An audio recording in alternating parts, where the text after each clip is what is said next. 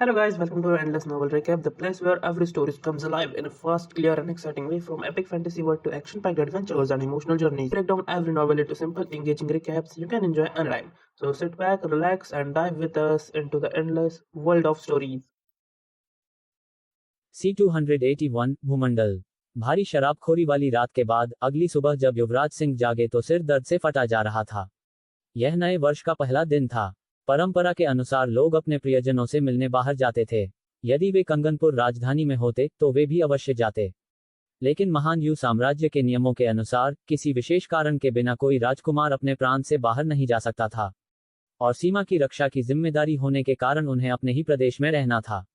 नए वर्ष की पूर्व संध्या बीतते ही उनके मन में सबसे पहला कार्य था बड़े जहाजों को समुद्र यात्रा पर भेजना। जनता में नाटक को चुपचाप फैलाने की योजना तय करने के बाद वे बोवेन अकादमी की ओर गए। दूसरे लोग त्योहार मना सकते थे, पर यूएयून नहीं, क्योंकि वह 3 गैलेन जहाजों का मुखिया था और उसे एक आखिरी पाठ सीखना था। यूएयून सुबह ही कक्षा में उपस्थित था। युवराज, क्या ये समुद्र यात्रा से पहले अंतिम पाठ है? युवराज सिंह ने सिर हिलाया। उन्होंने जहाजों के प्रस्थान को 2 कारणों से टाला था। तोपें अभी जहाजों पर लगाई जानी बाकी थीं, और दूसरा, यूएयून और बाकी लोग समुद्र में दिशा पहचानने की सबसे महत्वपूर्ण कला अभी सीख नहीं पाए थे। कक्षा में केवल 3 छात्र थे, यूएयून और 2 अन्य जो पढ़ाई में दक्ष थे।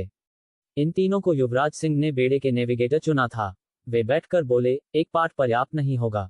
जो कुछ तुम सीखने वाले हो वह कठिन और जटिल है। ध्यान नहीं दिया तो समुद्र में भटक जाओगे और कभी लौट नहीं पाओगे। तीनों तुरंत गंभीर हो गए। उन्होंने युवराज को इतना सख्त पहली बार देखा था। युवराज सिंह ने इशारा किया और एक सेवक एक गोल वस्तु लेकर आया, एक भूमंडल।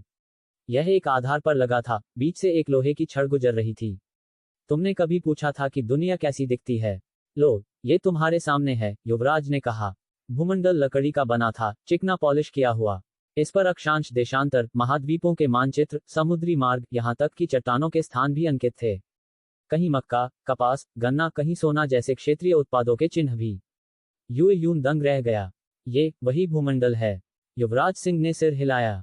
1 मीटर चौड़ा ये बड़ा भूमंडल बनाने में वे 10 से अधिक मॉडल खराब कर चुके थे। उन्होंने उसे घुमाया। महासागर और महाद्वीप घूमते हुए आंखों के सामने गुजरने लगे। अब मूल बातें शुरू करते हैं।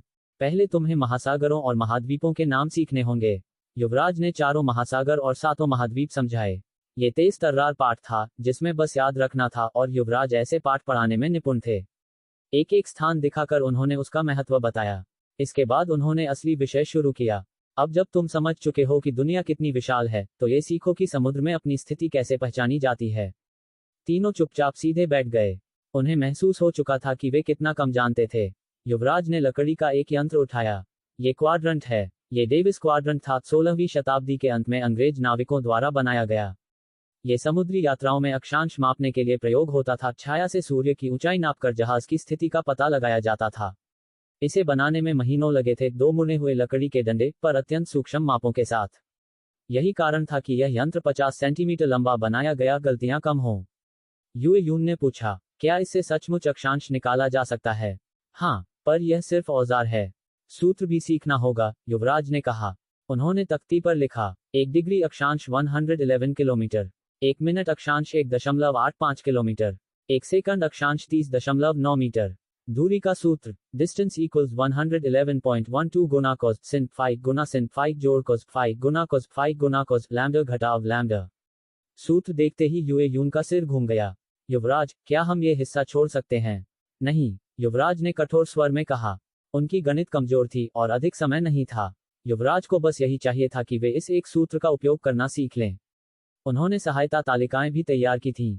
यदि गणना न भी कर पाएं, तो तालिका से मान देखकर अपनी स्थिति समझ सकें और समुद्र में भटके नहीं। समुद्री विज्ञान पढ़ाने से पहले उन्हें लगता था कि यह सरल है, लेकिन वास्तविक समुद्री मार्गदर्शन अत्यंत जटिल था। 18वीं शताब्दी में तट के पास पास चलने को असली नौवहन नहीं माना जाता था। ये पाठ यूएयून के समुद्र यात्रा पर निकलने से पहले अंतिम और सबसे महत्वपूर्ण शिक्षा थी। व्यापार, नए विश्व खजानों और अपने 6 प्रांतों की समृद्धि के लिए। C282 समुद्री यात्रा। नए वर्ष की शुरुआत से पहले बोवेन अकादमी और राजमहल के बीच लगातार भागदौड़ करते हुए अंततः शियाओमिंग ने एक और नया साल ला ही दिया। प्रथम मास के 5वें दिन तक कंगनपुर द्वितीय किंगजो के सभी प्रशासनिक विभाग पुनः पूरी तरह कार्यरत हो चुके थे। साधारण लोग जहां 15वीं तिथि तक उत्सव मना सकते थे, वहीं शियाओमिंग के लिए यह विलासिता संभव नहीं थी। वह स्वयं को हमेशा याद दिलाता था, शांत समय में भी सतर्क रहो। पिछले पूरे महीने उसने समुद्री नेविगेशन सिखाया था, विशेषकर समुद्र में अपनी स्थिति कैसे पहचानी जाती है। इसी अवधि में उसने नौकायन की गति मापने की विधि भी पढ़ाई। अब जब सिद्धांत पूरा हो चुका था, शियाओमिंग ने निर्णय लिया कि युए यून और उसकी टीम को समुद्र पर व्यवहारिक अभ्यास कराया जाए।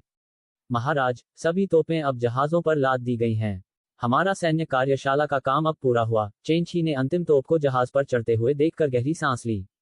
नए साल में भी सैन्य कार्यशाला का काम नहीं रुका था। कारीगर दिन रात मेहनत करते रहे और 150 नौसैनिक तोपें पूरी कर दी। कंगनपुर द्वितीय से शियाओमिंग के लौटने के बाद इन तोपों को बनाने में 3 महीने लगे, औसतन 50 प्रति महीना। ये नौसैनिक तोपें भी नगर रक्षा तोपों की तरह 32 पाउंडर थीं।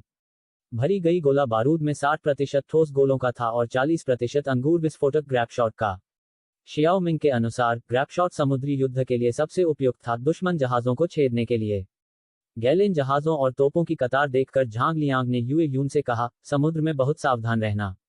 इन तीनों गैलेनों पर 3 लाख ताले चांदी खर्च हुई है। ये जहाज नहीं, चांदी का ढेर है। चेन शी ने जोड़ा, और इन तोपों को मत भूलना। प्रत्येक तोप का वजन 9000 पाउंड है और लागत 5000 ताले चांदी। कुल 150 तोपें, 7.5 लाख ताले। ये सुनकर युए यून के माथे पर पसीना छलक आया। वह दुखी होकर बोला, महाराज, इतने सब के बाद मैं ये जहाज कैसे चलाऊं?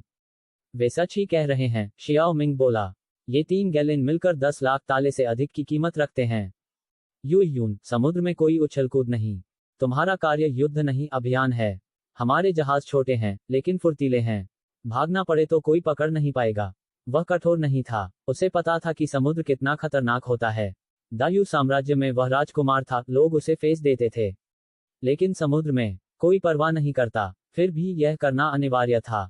अन्वेषण के युग में समुद्र पर अधिकार करने वाला ही व्यापार पर अधिकार करता था। रेशम मार्ग पहले ही मजहबी साम्राज्यों द्वारा अवरुद्ध था। उत्तर दिशा भी असभ्य जनजातियों द्वारा बंद थी। इसलिए उसके पास केवल समुद्री मार्ग था। और यदि वह पूर्व व दक्षिण पूर्व एशियाई समुद्री मार्गों पर नियंत्रण पा लेता, तो आधिपत्य उसका होता। निर्यात के लिए सुनिश्चित बाजार मिलते ही कंगनपुर द्वितीय की उद्योग व्यवस्था सचमुच खिल उठती। अब युए यून अपने जहाज को खजाने की तरह मान रहा था। आज्ञा महाराज, मैं नहीं भूलूंगा। अंततः सभी तैयारियां पूर्ण हुई। शियाओमिंग और युए यून मुख्य गैलेन कंगनपुर पर चढ़े। शियाओमिंग ने निर्णय लिया था कि वह स्वयं उन्हें कंगन नदी से होते हुए बोहाई खाड़ी तक, फिर दंगनपुर तक साथ ले जाएगा। इसी दौरान युए यून समुद्री नेविगेशन के सभी कौशल का अभ्यास करेगा। झांग लियांग भी साथ था। अब उसका पुत्र कंगन नदी शिपयार्ड संभालेगा, जबकि वह दंगनपुर के नए शिपयार्ड की जिम्मेदारी देखेगा। क्योंकि शियाओमिंग ने नौसैनिक अड्डे के लिए विहाइवेई चुना था। विहाइवेई 3 ओर से पीले सागर से घिरा था, उत्तरी ओर लियाओदोंग प्रायद्वीप, पूर्व दक्षिण में कोरिया व जापान की ओर मार्ग। ये स्थान रणनीतिक दृष्टि से अत्यंत महत्वपूर्ण था, और उसके लिए यह व्यक्तिगत भी था, जो सम्मान कभी खोया था, अब पुनः प्राप्त होगा। पाल उठाओ। उसके आदेश पर पाल झरने की तरह नीचे गिरे। तेज हवा ने पालों को भर दिया, और प्रथम अधिकारी ने पतवार संभालकर कंगनपुर को धीरे धीरे घाट से दूर कर दिया। पीछे दोनों गैलेन भी रवाना हुए। कंगन नदी चौड़ी थी, और बेड़ा हवा के सहारे पूर्व दिशा में बढ़ने लगा। एक दिन में ही वे नदी के मुहाने पर पहुंचकर विशाल समुद्र देख पाए। खुले समुद्र को देखते ही शियाओमिंग ने आदेश दिया, अभ्यास शुरू करो। युए यून ने झट से पुकारा, अभ्यास शुरू। संकेत ध्वज उठे, और संदेश दोनों जहाजों तक पहुंचा। नेविगेटरों ने तुरंत स्थिति का मापन शुरू किया। कंगनपुर पर युए यून ने डेविस क्वाड्रेंट उठाया, सूर्य की छाया मापी और फिर पूर्व प्रदत्त मानचित्रों से तुलना की। उसने पहले कंगनपुर द्वितीय में मापन किया था। अब नए आंकड़े देखकर बोला, महाराज, हम वर्तमान में 53 डिग्री उत्तर अक्षांश पर हैं। हमने कंगनपुर से 97 समुद्री मील की यात्रा कर ली है। आधा घंटा बाद अंतिम रिपोर्ट प्रस्तुत हुई। शियाओमिंग ने स्वयं जांच की, गणना ठीक थी। उपकरण युगानुसार पुनर्तः सटीक नहीं हो सकते थे, पर यह पर्याप्त था, कम से कम दिशा ज्ञात थी। इसके बाद उसने कहा, गति और समय। रेतघड़ी उल्टी गई। लकड़ी का त्रिकोण पानी में फेंका गया। रस्सी पर लगे गांठें तेजी से निकलने लगीं। रुको, युए यून ने कहा। गांठें गिनी गईं। महाराज, गति 8 नॉट है। C-283, वाकोप जापानी समुद्री डाकू। हमारा डिस्कॉर्ड सर्वर, जीजी पैजी जेबीडीकेम। योजक चिन्ह योजक चिन्ह योजक चिन्ह। ठंडी समुद्री हवा गैलियन जहाज पर गुर्राती हुई बह रही थी, अपनी तेज धाराओं के साथ उसे समुद्र पर तेजी से आगे धकेलती हुई। समय समय पर युवराज सिंह लैटिट्यूड और जहाज की गति जांचते, फिर समुद्री मानचित्र पर जहाज की सटीक स्थिति चिन्हित करते रहे। मुहाने से निकलकर खुले समुद्र में आने के बाद से ही युवराज सिंह लगातार मार्ग के अनुसार निर्देशांकों की तुलना करते रहे। ये यात्रा सम्राट विक्रमेंद्र द्वारा लिया गया एक परीक्षण था, क्या वे बिना तट रेखा के सहारे केवल नौवहन ज्ञान के आधार पर देगंजू पहुंच सकते हैं। महाराज, हमें अब देगंजू से लगभग 10 लीग दूर होना चाहिए। लगभग 3 घंटे की समुद्री यात्रा के बाद युवराज सिंह कक्ष में पहुंचे। गैलियन जहाज इस तरह बनाया गया था कि सभी रहने खाने की जगहें उसके केबिनों के भीतर थीं। एक कक्ष में आराम करते हुए सम्राट विक्रमेंद्र ने आंखें मलकर उठे। उन्होंने युवराज सिंह द्वारा लाया मानचित्र देखा। युवराज सिंह पूरे मार्ग पर बिंदु रेखाएं बनाते हुए हर मोड़ चिन्हित करते रहे थे और अब वे मुहाने से सीधा देगंजू पहुंचने वाले थे। युवराज सिंह की नौवहन समझ जितनी महत्वपूर्ण थी, उतने ही महत्वपूर्ण थे वे विस्तृत समुद्री मानचित्र जो इस समय पश्चिमी दुनिया भी इतनी सटीकता से तैयार नहीं कर सकती थी। हम युताई गांव के पास ही होंगे, है न? वहां पहुंचकर मुझे ताजी मछली खिलाना मत भूलना, सम्राट विक्रमेंद्र मुस्कुराते हुए बोले। समुद्र में यात्रा कठिन थी। हवा से चलने वाला युद्धपोत लहरों पर उछलता कूदता आगे बढ़ रहा था और खाने पीने तक में दिक्कत होती थी। जो लोग समुद्र के आदी न हो, उनके लिए ऐसी जिंदगी आसान नहीं थी। यही कारण था कि सम्राट विक्रमेंद्र ने नाविकों का चयन मछुआरों के गांवों से किया था। समुद्र उनके खून में था। सम्राट विक्रमेंद्र अभी भी असहज थे, लेकिन जहाज के नाविक उत्साहित थे, जैसे पानी में वापस लौटती मछलियां। चिंता मत कीजिए महाराज, कम से कम आबालों तो अवश्य खिलाऊंगा। यही हमारा सबसे समृद्ध मत्स्य क्षेत्र है। युवराज सिंह हंसते हुए बोले। बात करते करते दोनों डेक पर पहुंचे। सम्राट विक्रमेंद्र ने दूरबीन उठाए और सामने देखा, तभी उन्हें दूर घना धुआं उठता दिखाई दिया। उन्होंने पूछा, युवराज सिंह, क्या वह धुआं तुम्हारे गांव की दिशा से आ रहा है? युवराज सिंह का चेहरा तुरंत बदल गया। उन्होंने झट से दूरबीन लेकर वही दिशा देखी। काले धुएं के गुबार देखते ही उनका चेहरा सफेद पड़ गया। महाराज, लगता है गांव पर वाको ने हमला कर दिया है। जहाज के कई नाविक भी उसी गांव युताई से थे और जैसे जैसे वे करीब पहुंचे, धुआं नंगी आंखों से भी दिखाई देने लगा। वाको! सम्राट विक्रमेंद्र ने भौहें तनी। दूरबीन से ध्यान से देखने पर निश्चित ही 3 जहाज गांव के समीप लंगर डाले दिखाई दिए और वे बिल्कुल जापानी आता के बुने जैसे थे। गति बढ़ाओ और तोपचियों को तैयार करो, सम्राट विक्रमेंद्र ने तुरंत आदेश दिया। कुछ दिन पहले ही राजा यानेश्वर के दूत झाओकी ने उन्हें चेतावनी दी थी कि तटवर्ती इलाकों में वाको की घटनाएं बढ़ रही हैं। उन्हें उम्मीद नहीं थी कि यह मुसीबत इतनी जल्दी सामने आ जाएगी, और वह भी युवराज सिंह के गांव युताई पर। तोपची तैयार, ग्रेप शॉट लोड करो। नाविक बिजली की गति से सक्रिय हो उठे। वे सम्राट से भी अधिक बेचैन थे क्योंकि वहां उनके परिवार रहते थे। युवराज सिंह का चेहरा बदहवास था, मानो वे उड़कर ही गांव पहुंच जाना चाहते हों। सम्राट विक्रमेंद्र की आंखें ठंडी हो गईं। उनके अनुसार महान यू साम्राज्य एक वेयकाल में था, अंदरूनी और बाहरी दोनों संकटों से घिरा हुआ। इतिहास में जब जब 17वीं सदी से आगे मध्यभूमि के राजवंश कमजोर हुए, जापान ने इस मौके का फायदा उठाकर लगातार किनारे लूटे। दक्षिण की ओर ओटोमन द्वारा मार्ग अवरुद्ध था, उत्तर में बर्बर कबीलों का दबदबा। ऐसे में साम्राज्य पहले ही थका हुआ था और तटीय रक्षा भी शिथिल हो गई थी। गोर्यो कोरिया भी चुपचाप वाको का समर्थन कर रहा था। अगर वे इस युग में नहीं आते, तो शायद महान यू साम्राज्य भी किंग राजवंश जैसी शर्मनाक नियति की ओर बढ़ रहा होता। लेकिन अब वे यहाँ थे, तो यह इतिहास दोहराया नहीं जाएगा। युद्ध तैयारी करो। पूरा पाल खोल दिया गया। तेज हवा ने जहाजों को लहरों पर सरपट दौड़ा दिया। कुछ ही देर में 3 आता के बुने साफ दिखाई देने लगे। दुश्मन भागे नहीं, बल्कि सीधे सामने से टक्कर लेने को मुड़े। मूर्ख, सम्राट विक्रमेंद्र ने तिरस्कार से कहा। उन पर आक्रमण करने वालों के लिए उनके मन में केवल एक शब्द था, नाश। इतना करीब आते ही सम्राट ने दूरबीन से देखा, वाको लकड़ी के खड़ाऊं और किमोनो पहने हुए थे, धनुष लिए तैयार। आता के बुने तैरते घर जैसे थे, ऊपरी हिस्सों में चौकोर खिड़कियां ताकि भीतर से धनुष चलाया जा सके। वहां 1-2 नहीं, सैकड़ों वाको भरे थे और विशाल क्रॉसबो भी। युवराज सिंह जलते गांव को देखते हुए दांत भींचे हुए थे। वे साफ साफ देख सकते थे कि वाको गांव वालों का पीछा कर रहे थे। जब दोनों जहाज करीब 100 मीटर की दूरी पर आए, युवराज सिंह ने चिल्लाया, युद्ध व्यवस्था। संकेतक ने झंडे लहराए। उसी क्षण आगे बढ़ते गैलियनों ने अचानक पाल मोड़े और तीखा मोड़ लेते हुए अपने बाएं दाएं पंख ब्रॉडसाइड दुश्मन की ओर कर दिए। युवराज सिंह गोली चलाने का आदेश देने ही वाले थे कि सम्राट विक्रमेंद्र ने रोक दिया। रुको, अभी दूरी कम होने दो। अभी इतनी दूरी नहीं थी कि जहाज एक ही बार में डूब जाएं। और यदि जल्दी फायर कर दिया, तो पुनः लोड करने में लगने वाला समय दुश्मन को पास आकर चढ़ाई का मौका दे देता। युवराज सिंह ने समझकर हाथ नीचे कर लिया। 100 मीटर, आता के बुने और करीब आ गए। अचानक दुश्मन जहाजों से तीरों की बौछार उठी। निकट युद्ध की तैयारी किए सैनिक पहले ही कवच पहन चुके थे। ढालें उठाकर सम्राट विक्रमेंद्र और युवराज सिंह की रक्षा की गई। ठाएं ठाएं, तीर ढालों पर बजने लगे। 60 मीटर। अब दुश्मन ने दूसरी बौछार की।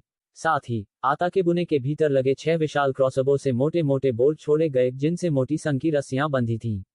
वे रस्सियां गैलियन के ढांचे में गड़कर धड़ाम की आवाज से लटक गईं। C-284 झड़प। गोलाबारी करो। भारी क्रॉसबो से छोड़े गए तीरों के ठीक उसी क्षण यूयू अब युवराज सिंह के अधीन अधिकारी ने जोर से आदेश दिया। गोलाबारी करो। आवाज तुरंत नीचे के डेक तक पहुंची और तैयार तोपची ने तुरंत अपने माचिस कॉर्ड जला दिए।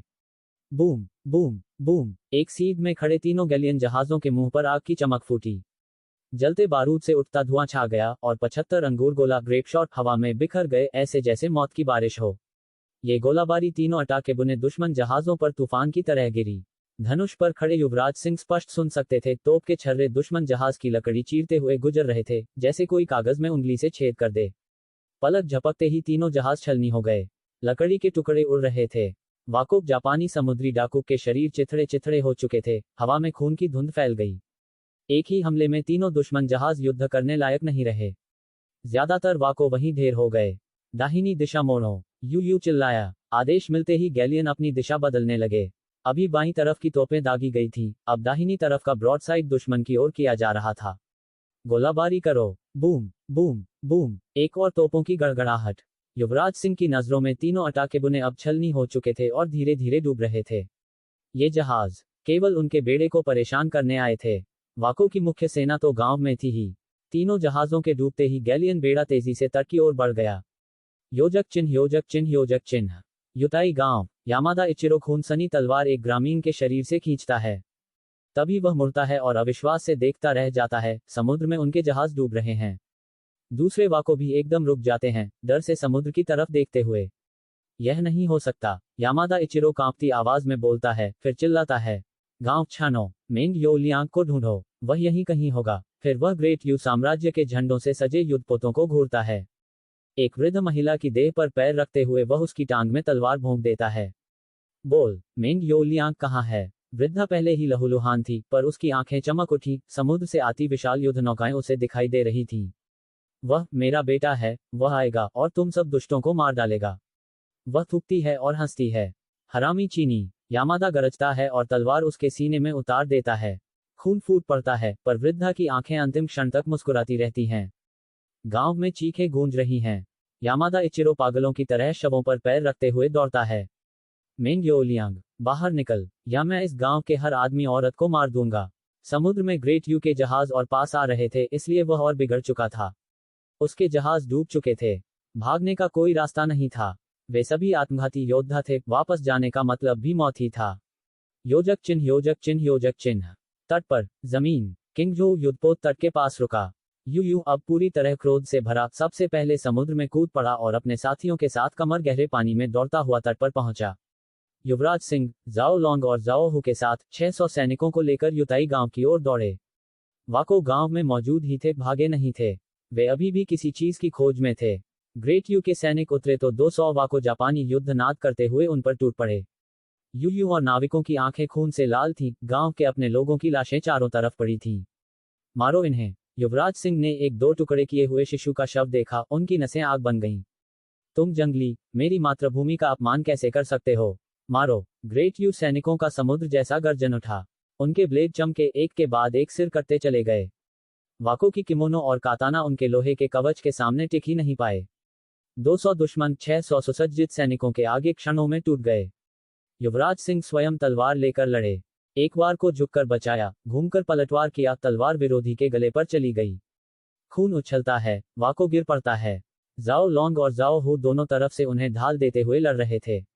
दुश्मन पक्के योद्धा थे, लेकिन संख्या, कवच और बारूद शक्ति के सामने उनका साहस भी बिखर गया। कुछ ही देर में ज्यादातर वाको गिर चुके थे। दक्षिण दिशा से एक और युद्ध ध्वनि उठी। देंगजोऊ की सेना आ चुकी थी। घिर चुके वाको ने गंभीर चेहरों से एक दूसरे को देखा और फिर सभी ने अपनी काताना पेट में उतार ली।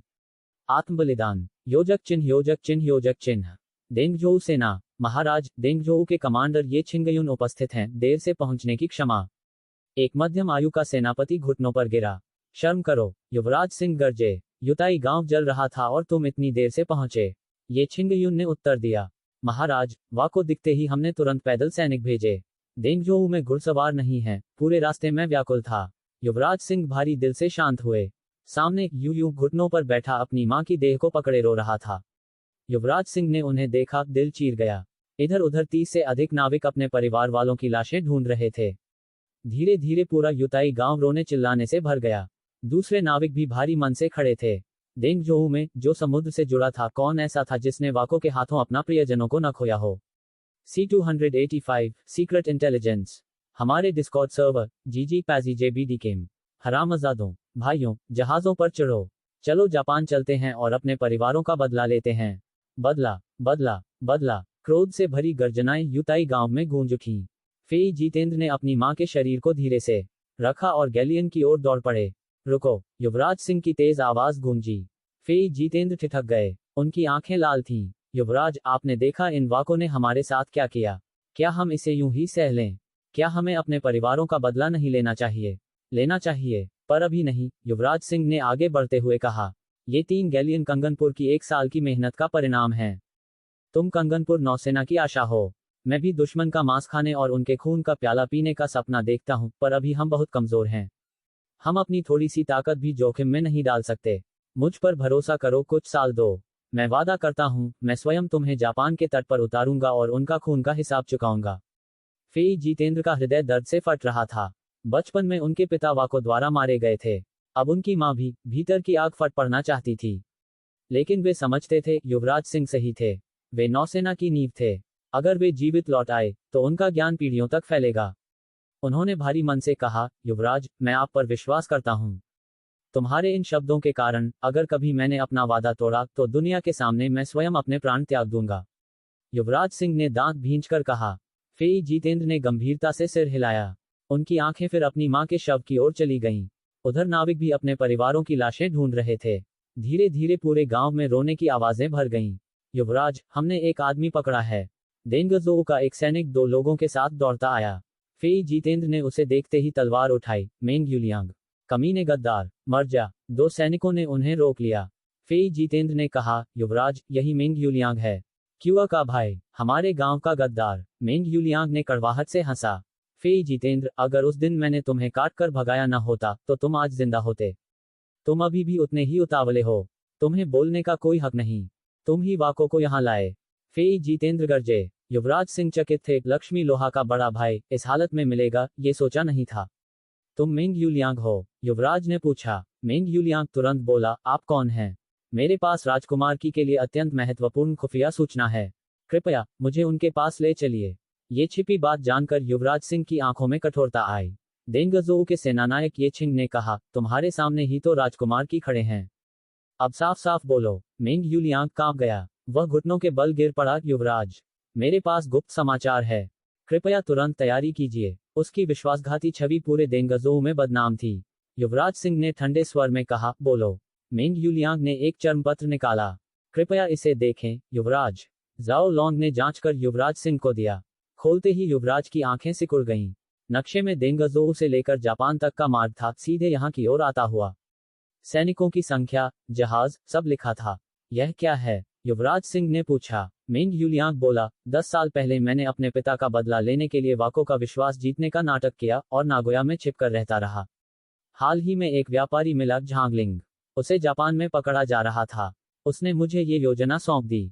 उसने जारी रखा, झांगलिंग 10 साल तक एक दायम्यो के लिए काम करता रहा।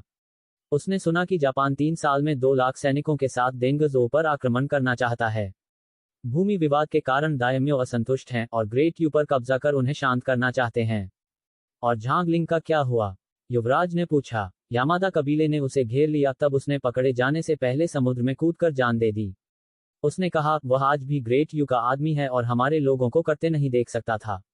युवराज सिंह ने पूछा, क्या अब जापान पर तोयोतोमी हिदेयोशी शासन कर रहा है या टोकुगावा? मेंग यूलियांग बोला, दोनों परिवार हैं, लेकिन जापान का शासक है दायम्यो यामादा नोबुनागा।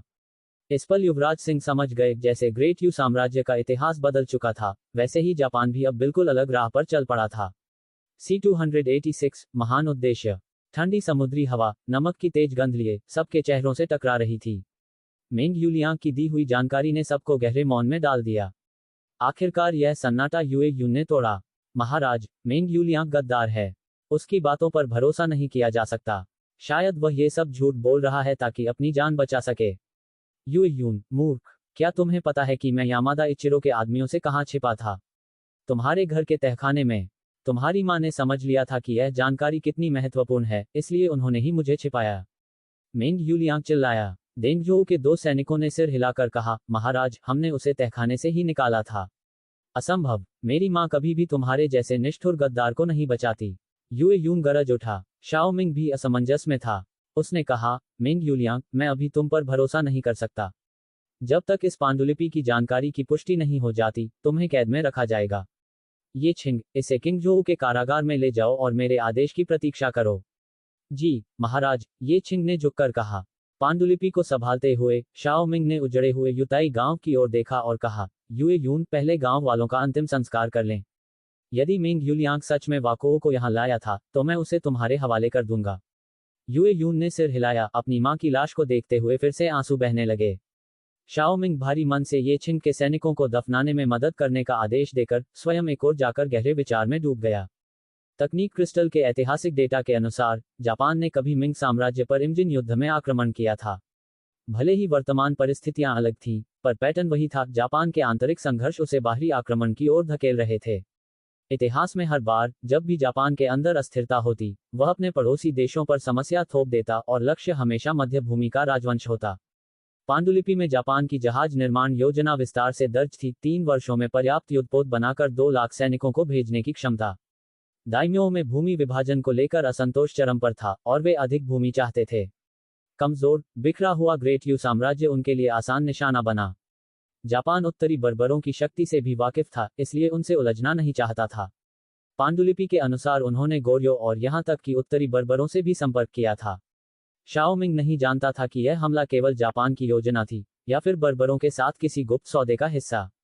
पर एक बात निश्चित थी, 3 वर्षों में उसे ऐसी नौसेना तैयार करनी होगी जो जापानी नौसेना को समंदर में ही कुचल दे, और बेहतर होगा, जापान की धरती पर उतरकर उन्हें जवाब दे सके।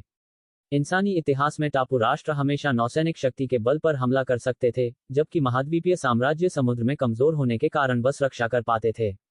युआन साम्राज्य ही अकेला था जिसने समुद्र पार कर जापान पर आक्रमण करने की कोशिश की थी, और वे भी समुद्र की मार से हार गए।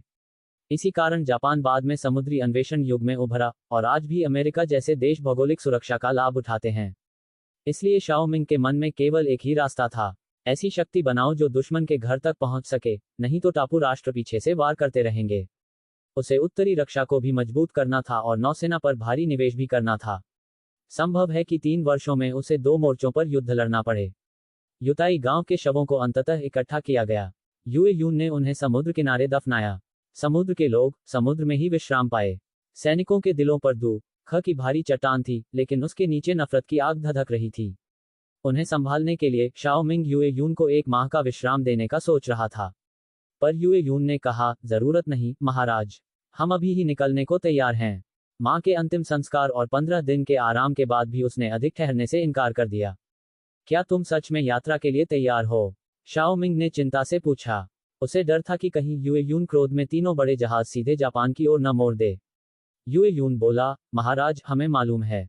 क्या महत्वपूर्ण है? कुछ लोगों की बहादुरी से बदला नहीं लिया जा सकता। आपको मजबूत बनाकर ही हम सच में अपने लोगों का बदला ले पाएंगे। हम मूल योजना ही पूरी करेंगे। आलू मक्का लाना है और खुफिया जानकारी भी इकट्ठी करनी है। शाओमिंग ने राहत की सांस ली। यूए यून सच में महान उद्देश्य समझने लगा था। उन्होंने कहा, अच्छा, मैंने तुम पर सही भरोसा किया। जिस दिन तुमने अपने गांव के लिए नमक की तस्करी करते हुए जान जोखिम में डाली थी, उसी दिन समझ गया था कि तुम धर्म को समझते हो। मैं तुम्हें दिया वादा कभी नहीं तोड़ूंगा। यूए यून ने सिर झुकाकर कहा, मैं अभी नाविकों को एकत्र करता हूं। जहाज का केबिन मन प्रकाश में डूबा था। इन दिनों सब वहीं रह रहे थे। यूए यून ने नाविकों को लौटने का आदेश दिया। इस बार शाओमिंग उनके साथ नहीं जा रहा था, ये यात्रा अब उनकी थी। एक एक कर नाविक जहाजों पर चढ़े। यूए यून ने शाओमिंग की ओर मुड़कर सीने पर हाथ रखा और गरज कर बोला, मेरा सम्मान निष्ठा है। सभी नाविक एक स्वर में चिल्लाए, मेरा सम्मान निष्ठा है। शाओमिंग ने भी अपना हाथ सीने पर रखा। पाल खुले, लंगर उठे और तीनों गैलेन समंदर की हवा के साथ आगे बढ़ चले। शाओमिंग ने मन ही मन प्रार्थना की वे सकुशल लौट आएं। दृश्य से जहाज ओझल होते ही वह मुड़कर चल पड़ा। देंगजोऊ नगर में ये छिंग मेंग यूलियांग को लेकर उसका इंतजार कर रहा था, किंगजोऊ लौटने के लिए। शाओमिंग ने मेंग यूलियांग को 2 वजहों से जिंदा रखा था। पहली, जानकारी की सत्यता की पुष्टि। दूसरी, जापान के बारे में अधिक जानकारी एकत्र करना। शत्रु को जानो तो कभी पराजित नहीं होगे। 3 दिन बाद वे किंगझोउ पहुंचे। बर्फ पिघल रही थी, तापमान बढ़ रहा था। शाओमिंग ने मिंग यूलियांग को कारागार में डलवाया और थके हुए कदमों से राजमहल लौट आया। अचानक एक आकृति दौड़कर बाहर आई कियान दफू। वह असामान्य रूप से उत्साहित था। शाओमिंग पूछ भी नहीं पाया था कि कियान दफू बोला, महाराज, 2 दिनों से आपका इंतजार कर रहा था। टंगस्टन की खान मिल गई है। C287, the tungsten mine. योजक चिन्ह योजक चिन्ह योजक चिन्ह। टंगस्टन खदान। ये सुनते ही युवराज सिंह की आंखों में चमक लौट आई। लगभग 1 साल से वे इस खदान की तलाश कर रहे थे और आज आखिरकार इसका पता चल गया था। महाराज, इस बूढ़े सेवक की मेहनत रंग लाए। नए साल की ऐसी शुभ शुरुआत, संदेह आगे आपके लिए सौभाग्य ही सौभाग्य है, मुख्य दंडाधिकारी कियान दाफू ने कानों तक खींची मुस्कान के साथ कहा। देंगझोउ से लौटते समय युवराज सिंह का मन भारी था, लेकिन ये शुभ समाचार सुनते ही उनका मन प्रसन्न हो गया। उन्होंने तुरंत कहा, मुख्य सभा कक्ष में चलो और सब कुछ विस्तार से बताओ। चौड़ी मुस्कान लिए कियान दाफू उनके पीछे पीछे मुख्य सभा कक्ष में पहुंच गए। बैठते ही युवराज सिंह ने उतावलेपन में पूछा, खदान आखिर है कहाँ? महाराज, लइजोउ नगर से 50 ली बाहर, कियान दाफू ने उत्तर दिया। लइजोउ और देंगझोउ एक ही प्रायद्वीप पर स्थित पड़ोसी प्रांत थे, दोनों के बीच केवल 200 ली की दूरी थी। जापानियों की आक्रमण योजना के अनुसार 3 वर्ष बाद वे देंगझोउ पर उतरेंगे, उसके बाद लइजोउ पर कब्जा करेंगे और फिर पूरे शांदोंग प्रायद्वीप पर अधिकार कर लेंगे। तकनीकी क्रिस्टल के मानचित्र के अनुसार पूरे शांदोंग में केवल लइजोउ ही वह स्थान था जहां टंगस्टन का भंडार था। इसका अर्थ था कि यदि यह खदान खो जाती, तो भविष्य की तकनीकी प्रगति गंभीर रूप से प्रभावित हो जाती। अब जब ये खदान लइजोउ में मिल गई थी, युवराज सिंह पूरी तरह समझते थे कि देंगझोउ और लइजोउ दोनों पर नियंत्रण बनाए रखना अनिवार्य है। दोनों समुद्री तट वाले रणनीतिक नगर थे, महत्वपूर्ण समुद्री बंदरगाहों के साथ। तुरंत मजदूर भेजो और टंगस्टन निकालना शुरू कराओ। यदि श्रमिक कम पड़े तो अन्य खदानों से बुलाओ। किसी भी हालत में काम में देरी नहीं होनी चाहिए। अभी जाओ, युवराज सिंह ने कठोर स्वर में आदेश दिया। टंगस्टन और कोबाल्ट की उपलब्धता का अर्थ था कि अब वे टंगस्टन स्टील और हाई स्पीड स्टील बनाना शुरू कर सकते थे, जो लेथ मशीन के औजार बनाने के लिए आदर्श था। यद्यपि किशनपुर की वर्तमान तकनीक आधुनिक टंगस्टन कार्बाइड की कठोरता तक नहीं पहुंच सकती थी, फिर भी यह स्टील वर्तमान लोहे और स्टील की तुलना में कहीं बेहतर साबित होता। युवराज सिंह की आवाज की गंभीरता सुनकर कियान दाफू समझ गए कि मामला अत्यंत महत्वपूर्ण है। उन्होंने तुरंत कहा, जी महाराज, अभी मजदूरों की व्यवस्था करवाता हूं। कियान दाफू तुरंत तैयारी में लग गए और युवराज सिंह भी विश्राम करने नहीं बैठे। अब खदान मिल चुकी थी, अगला कठिन चरण था टंगस्टन स्टील औजारों का निर्माण, जो अत्यंत जटिल प्रक्रिया थी।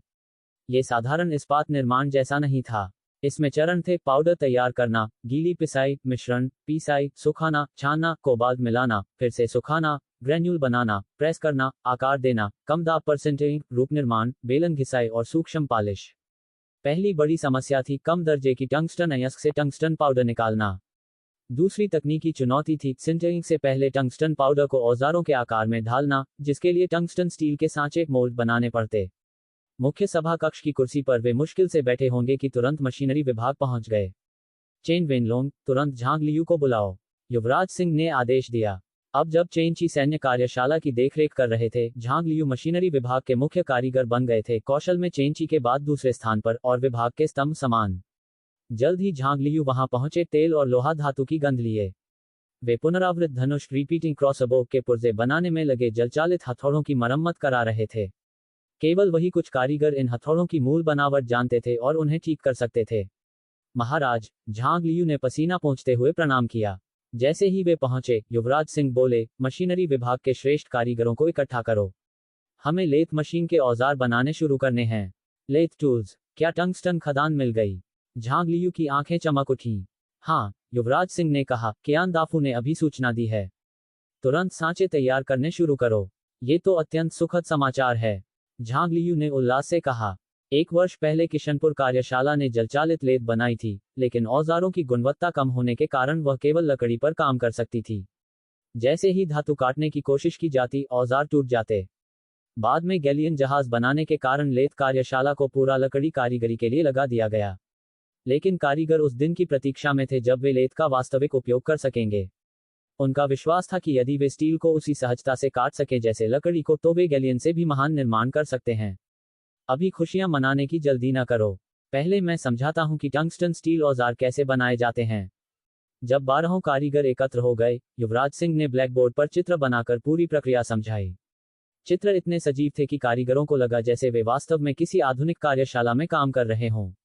अब वे इस चमत्कार के आदी हो चुके थे। उनके लिए युवराज सिंह की प्रतिभा अद्वितीय थी, किसी को भी इस ज्ञान के वास्तविक स्रोत तकनीकी क्रिस्टल पर संदेह नहीं था। एक कारीगर ने पूछा, महाराज, क्या हम केवल मिलिंग मशीन, बोरिंग मशीन और ड्रिल प्रेस के औजार बनाएंगे? हाँ, युवराज सिंह बोले, अभी यही 3 मशीनें हमारे वर्तमान पुर्जों के लिए पर्याप्त हैं। पहले इन्हें पूरी तरह सिद्ध कर लो, धातु प्रसंस्करण में निपुणता प्राप्त करो। सभी ने सहमति में सिर हिलाया। ड्रिल बिट तो साधारण बेलनाकार होते थे, लेकिन मिलिंग और बोरिंग मशीनों के औजार बहुत जटिल आकार के होते थे और उनके सांचे अत्यंत सटीकता से बनाने पड़ते थे। यही सबसे बड़ा चुनौतीपूर्ण भाग था। आवश्यक प्रक्रियाएं समझाने के बाद युवराज सिंह वहीं रुके रहे। उन्होंने स्वयं ही औजारों के चित्र बनाए और उन पर सूक्ष्म माप लिखे। कुछ समय पहले ही राज्य परिषद की बैठक में मानक भार मापन प्रणाली लागू की गई थी। अब कारीगर मिलीमीटर, सेंटीमीटर और मीटर का उपयोग करते थे, जिससे निर्माण में सटीकता बढ़ गई थी। अब उच्च परिशुद्धता औजार बनाए जाने थे, इसलिए किशनपुर की निर्माण तकनीक को और अधिक सूक्ष्म बनना ही था। और इस सूक्ष्मता के लिए आवश्यक था सटीक मापन उपकरण। इसीलिए युवराज सिंह ने चेन वेनलोन को आदेश दिया, मेरे लिए एक कंपास तैयार करवाओ। C288 precision manufacturing. योजक चिन्ह, योजक चिन्ह, योजक चिन्ह। नियम। प्राचीन काल में ये शब्द 2 अलग अलग उपकरणों के लिए उपयोग होता था, घुई और जू। घुई एक कंपास था, जबकि जू सीधी रेखा खींचने वाला पैमाना। ये दोनों उपकरण प्राचीन माप जोख के औजारों के पुरखे थे। इसी कारण युवराज सिंह को कंपास और पैमाना बनाने के तरीके पर सिर नहीं खपाना पड़ा। महान यू साम्राज्य में ये पहले से मौजूद थे। अब भार और माप को एकरूप बनाना सिर्फ एक सुधार था, पूरी व्यवस्था बदलने की जरूरत नहीं थी। इसलिए युवराज सिंह ने चेन वेनलोन को एक कंपास और पैमाना लाने को कहा। फिर उन्होंने तकनीकी क्रिस्टल में दिखाए गए स्केल का उपयोग करके उन पर मिलीमीटर मापने शुरू किए। कंपास को पैमाने पर एक एक कदम आगे बढ़ाते हुए हर बिंदु 1 मिलीमीटर बनता गया। हर जगह उन्होंने एक छोटा बिंदु बना दिया। जब एक पूरा मीटर हो गया तो वह रुके। फिर उन्होंने लंबवत रेखाएं खींची, मिलीमीटर और सेंटीमीटर के निशान स्पष्ट किए और उन्हें लेबल किया। सटीकता सुनिश्चित करने के लिए उन्होंने पूरा 1 घंटा मेहनत की। आखिरकार पैमाना तैयार हुआ। फिर उन्होंने उसे तकनीकी क्रिस्टल के पैमाने से मिलाया, लगभग पूरी तरह मेल खाता था। केवल सूक्ष्म त्रुटियां थीं, जिन्हें सुधारना असंभव था। किंगजू की वर्तमान औद्योगिक क्षमता के लिए यह पैमाना अधिक से अधिक उपयुक्त था। इस स्तर पर कोई भी मशीन पूरी तरह त्रुटि रहित नहीं हो सकती थी। पैमाना पूरा होने के बाद युवराज सिंह ने उसे चेन वेनलोन को सौंप दिया और निर्देश दिया कि इसे सभी उत्पादन कार्यों के लिए मानक बनाया जाए और इसे किंगजू के सभी कार्यशालाओं में वितरित किया जाए। महाराज, क्या सचमुच पूरे साम्राज्य की माप व्यवस्था ऐसे बदल देना उचित होगा? चेन वेनलोन ने घबराते हुए पूछा। वह परंपरागत व्यवस्था से अधिक परिचित थे और नया पैमाना उन्हें असहज कर रहा था। युवराज सिंह ने समझाया, ये सिर्फ माप का मुद्दा नहीं है, यह उद्योग का सवाल है।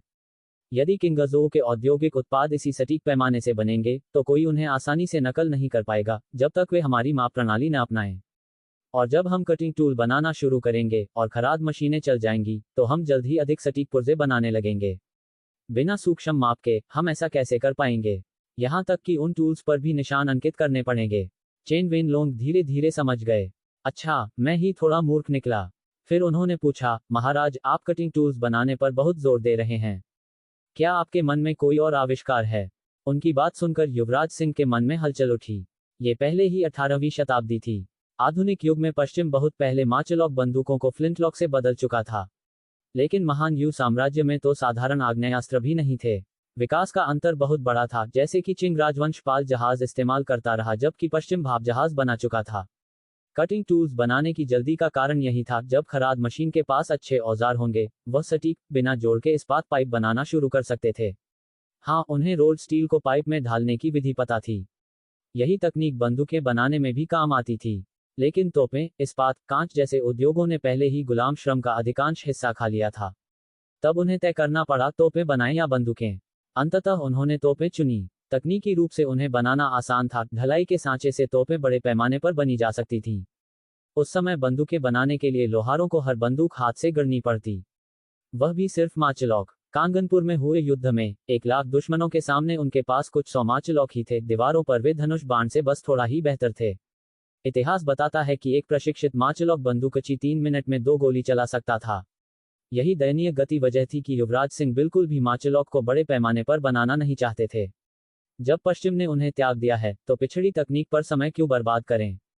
उनका लक्ष्य था सीधे फ्लिंटलॉक राइफल पर जाना, समय बचाना और तकनीकी अंतर पाटना। बेशक मार्चलॉक बाद में काम आ सकते थे। जब फ्लिंटलॉक आएंगे, साम्राज्य के अन्य गुट साजिशें करेंगे, तब मार्चलॉक को भ्रम फैलाने के लिए आगे किया जा सकता था। फिर भी फ्लिंटलॉक कहीं अधिक जटिल थे। बैरल एक हिस्सा था, पर स्प्रिंग और फायरिंग तंत्र भी चाहिए था, और वे हिस्से बैरल जितने ही कठिन थे। इसीलिए युवराज सिंह ने चेन वेनलोंग के सवाल का सीधे जवाब नहीं दिया। वह हल्के से मुस्कुराए और बात टाल दी। आखिर वह एक प्रशासनिक अधिकारी था, चेनची जैसा तकनीकी व्यक्ति नहीं। अधिक समझाने से लाभ नहीं था। औजारों के सांचों से संबंधित आदेश देकर युवराज सिंह राजमहल लौट गए। तब तक दोपहर हो चुकी थी। जब वह पूर्व बाजार से गुजरे तो अचानक उन्हें एक परिचित धुन सुनाई दी। सुनते ही चेहरे पर मुस्कान आ गई। जियुवान ने काम अच्छा किया था। सफेद बालों वाली लड़की का महान यू संस्करण अब जनता के बीच खेला जा रहा था। जाओ लॉन्ग, जाओ हूप, चलो देखते हैं, युवराज सिंह ने मुस्कुराते हुए पूछा। वसंत उत्सव के दौरान जाओ लॉन्ग और जाओ हू अपने घर गए हुए थे और नाटक नहीं देख पाए थे। उन्होंने सुना था कि बहुत शानदार हुआ था और वे देखने को उत्सुक थे। उन्होंने उद्घाटन गीत की लाइनें भी सुनी थीं। धुन सुनते ही उन्हें पहचान हो गई। महाराज, ये वही सफेद बालों वाली लड़की है, दोनों ने उत्साह से कहा। युवराज सिंह ने सिर हिलाया। हाँ, नए साल पर चूक गए थे, अब मौका है। दोनों तुरंत राजी हो गए। इस तरह तीनों पूर्व बाजार के मंच की तरफ बढ़े। युवराज सिंह मनोरंजन के लिए नहीं जा रहे थे, उन्होंने जनता की प्रतिक्रिया देखनी थी। उन्हें भरोसा था कि यह नाटक जमीनी स्तर से होकर अधीन राज्यों में फैलेगा। यही उनकी योजना की कुंजी थी। दूसरी लड़कियां बालों में फूल लगाती हैं, पर मेरे पिता इतने गरीब हैं कि मेरे लिए एक फूल भी नहीं खरीद सकते। जब वे पहुंचे, चरित्रशिया अपनी एकल प्रस्तुति समाप्त कर रही थी। मंच के सामने भारी भीड़ जमा थी। लोग बड़े ध्यान से देख रहे थे। इस युग में मनोरंजन के साधन कम थे, इसलिए कोई भी इतनी अनोखी चीज से नजरें नहीं हटा पा रहा था। ये कैसा नाटक है, कभी नहीं देखा। हाँ, गाना अजीब है, पर अच्छा लग रहा है। ये तो ईमानदार चेन की मंडली है। पहले लियूजी नाटक करती थी, अब ये क्या कर रहे हैं। भीड़ की फुसफुसाहट युवराज सिंह तक पहुंच रही थी। मंच पर कहानी आगे बढ़ी और दर्शक चुप हो गए। नाटक ने उन्हें पकड़ लिया था। इसके साधारण पात्रों और ग्रामीण परिवेश ने जल्दी ही उनसे जुड़ाव बना लिया। युवराज सिंह नहीं देख रहे थे, पर जाओ लॉन्ग और जाओ हू पूरी तरह मोहित थे। दर्शकों की प्रतिक्रिया देखकर युवराज सिंह संतुष्ट हुए। यह नया रूप स्पष्ट रूप से लोगों में फैलने की क्षमता रखता था। दोपहर की हल्की धूप में किशनपुर की बर्फ धीरे धीरे पिघल चुकी थी और हवा में कोमल गर्माहट फैल गई थी। पूर्वी बाजार में लोगों की भीड़ परत दर परत जमा थी। सभी मंच पर चल रहे नाटक को देखने में डूबे थे। समय समय पर जोरदार चीख पुकार और तालियां गूंज उठतीं। जब खलनायक हुआंग शिरेन मंच पर आया, तो दर्शक दांत पीसने लगे, मानो वे उसे वहीं दौड़कर पीट डालें। इस नाटक में उन्हें अपने बीते दिनों की परछाई दिखाई देती थी। कैसे कभी शक्तिशाली जमींदारों के अत्याचारों से वे भी दबे रहते थे, बेटा बेटी तक बेचने को मजबूर हो जाते थे। मारो हुआंग शिरेन को, मार डालो इसे। जैसे जैसे नाटक चरम पर पहुंचा, भीड़ का हल्ला बढ़ता गया। गड़गड़ाहट जैसी आवाजों से युवराज सिंह के कान तक झंझना उठे। जालो लॉन्ग और जालो हू भी भीड़ की तरह कहानी में खो गए। कभी हंसते, कभी दुखी होते, तो कभी क्रोध से जल उठते। जब नाटक समाप्त हुआ और हुआंग शिरेन को मार गिराया गया, तो पूरा पूर्वी बाजार उल्लासित गर्जना से भर उठा। वाह, दिल ठंडा हो गया। कमीना आखिर मरा तो सही। किशनपुर में रहना कितना अच्छा है। ऐसा नाटक कहीं नहीं होगा, सिर्फ हमारे राजकुमार ही इतने उदार हैं। सच कह रहे हो। हुआंग शिरेन बड़ा जमींदार था। पहले कोई सार्वजनिक रूप से ऐसा किस्सा दिखाने की हिम्मत नहीं करता था। ये सब हमारे राजकुमार के चलते ही हुआ है। अगर वे 6 प्रांतों के जमींदारों को न निकालते, तो हम आज भी आंग बैलाओ जैसे जी रहे होते। बिल्कुल, कलाकारों को इनाम मिलना चाहिए। इतना कहकर एक आम आदमी ने अपनी बांह से 3 तांबे के सिक्के निकालकर मंच पर फेंक दिए। और बस उसके बाद तो जैसे बारिश होने लगी। लोगों ने सिक्के ऐसे फेंकने शुरू किए कि देखते ही देखते मंच तांबे के सिक्कों से पट गया। कलाकार स्तब्ध खड़े रह गए। उन्होंने पहले भी किशनपुर में प्रदर्शन किया था, मगर ऐसा उदारपन कभी नहीं देखा था। पहले एक दिन में 30 सिक्के कमाना भी सौभाग्य माना जाता था, पर आज कुछ ही मिनटों में मंच भर गया। थोड़ी देर में ही 1000 से ज्यादा सिक्के इकट्ठे हो गए। जो लोग आगे से सिक्के डाल गए थे, वे हटे तो पीछे वाले आगे बढ़कर सिक्के डालने लगे। बहुत बढ़िया प्रदर्शन, पुराने नाटकों से 100 गुना अच्छा। राजकुमार, क्या मैं भी इन्हें इनाम दूं? जालो लॉन्ग ने पूछा। युवराज सिंह पल भर रुके, फिर मुस्कुराकर सिर हिलाया। जालो हू हंसते हुए बोला, कहीं उस छोटी अभिनेत्री पर दिल तो नहीं आ गया? मानना पड़ेगा, वो काफी सुंदर है। जालो लॉन्ग के सपाट चेहरे पर लालिमा दौड़ गई। वह तुरंत बोला, ऐसी बात मत करो, उसकी इज्जत खराब होगी। जालोहू ने कंधे उचकाए, अरे वो तो कलाकार है, उसकी कौन सी इज्जत। जालो लोंग ने उसे घूरा तो जालोहू चुप हो गया। युवराज सिंह दोनों भाइयों की नोकझोंक देखकर मुस्कुराए। की भूमिका निभाने वाली लड़की वाकई आकर्षक थी। कलाकारों पर मन आ जाना आधुनिक दुनिया में भी सामान्य बात थी, लेकिन इस युग में कलाकारों की सामाजिक हैसियत बहुत कम थी, कारीगरों से भी नीचे। इसी कारण जालोहू ने यूं खुलकर बात कही थी। युवराज सिंह ने देखा कि जालो लोंग ने अपने सिक्के धीरे से मंच पर रखे और लड़की की ओर चोरी छिपे देखा। ये देखकर वे और जालोहू हंस पड़े। फिर उन्होंने कहा, जालोहू, इस नाटक मंडली को महल बुलाओ, मैं उनसे बात करना चाहता हूँ। जी राजकुमार। युवराज सिंह को महल पहुंचाने के बाद दोनों भाई पुनः पूर्वी बाजार की ओर लौटे। रास्ते में जालो लोंग चिंतित होकर बोला, राजकुमार, नाटक मंडली को क्यों बुला रहे हैं? कहीं नाटक से नाराज तो नहीं? तुम्हारी अक्ल को क्या हो गया? नाटक तो खुद राजकुमार ने लिखा है, वे नाराज क्यों होंगे? इसीलिए तो डर लग रहा है, कहीं उन्हें लगा हो कि हमने सही तरह मंचन नहीं किया। जालोहू ने कमर पर हाथ रखकर लंबी सांस ली। लांग, कहीं तुम सच में उस लड़की पर? राजकुमार ने जो कहा है वही करो, बाकी बातों की चिंता मत करो। डांट खाकर जालो लोंग चुप हो गया। उधर पूर्वी बाजार में नाटक मंडली दिन की कमाई गिन रही थी। की भूमिका निभाने वाली युवती सादा भांग के कपड़े पहन चुकी थी। वह एक कमजोर से मध्यम उम्र के व्यक्ति से बोली, जो सिक्के गिनते हुए खिलखिला रहा था, पिताजी, आज कितने मिले?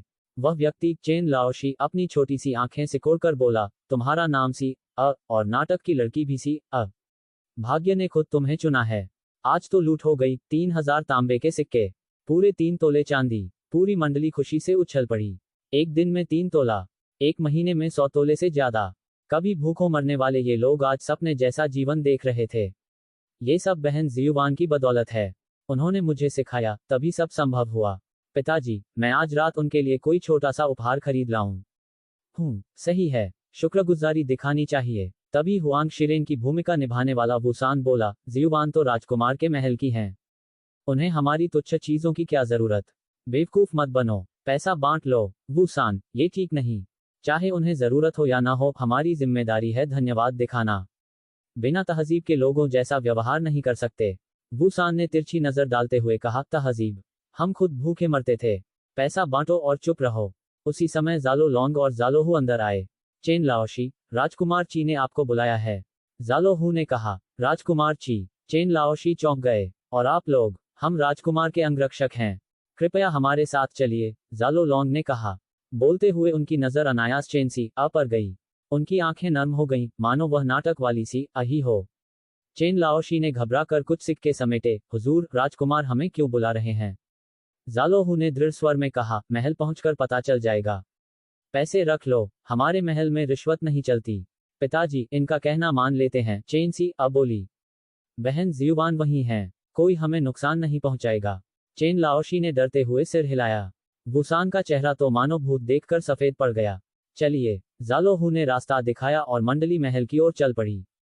राजकुमार के महल पहुंचकर जब वे मुख्य कक्ष में दाखिल हुए तो चेन लाओशी ठिठक गए। उन्होंने उस चेहरे को आज ही भीड़ में नाटक देखते देखा था। अब भय उनके सीने में बैठ गया। योजक चिन्ह, योजक चिन्ह, योजक चिन्ह। अध्याय समाप्त। C290। Let me tell you a story.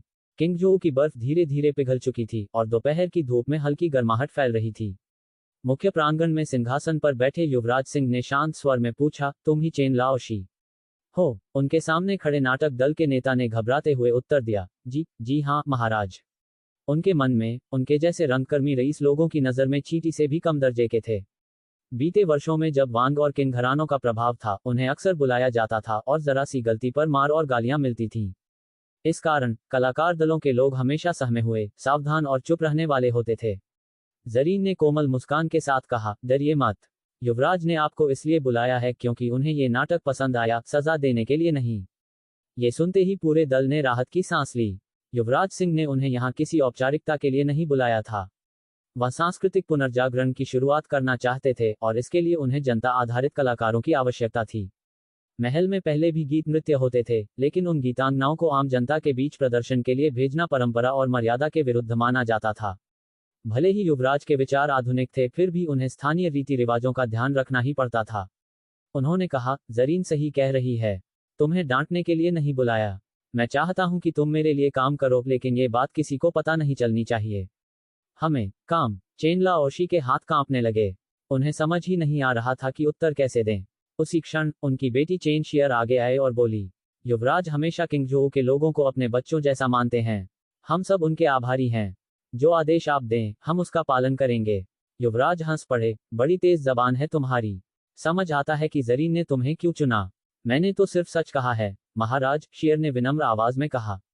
Yuvraj Singh ने चेन लाओशी से कहा, तुम्हारी बेटी साहसी और समझदार है, ये तुम्हारा सौभाग्य है। चेन लाओशी संकोच में सिर खुजाने लगे।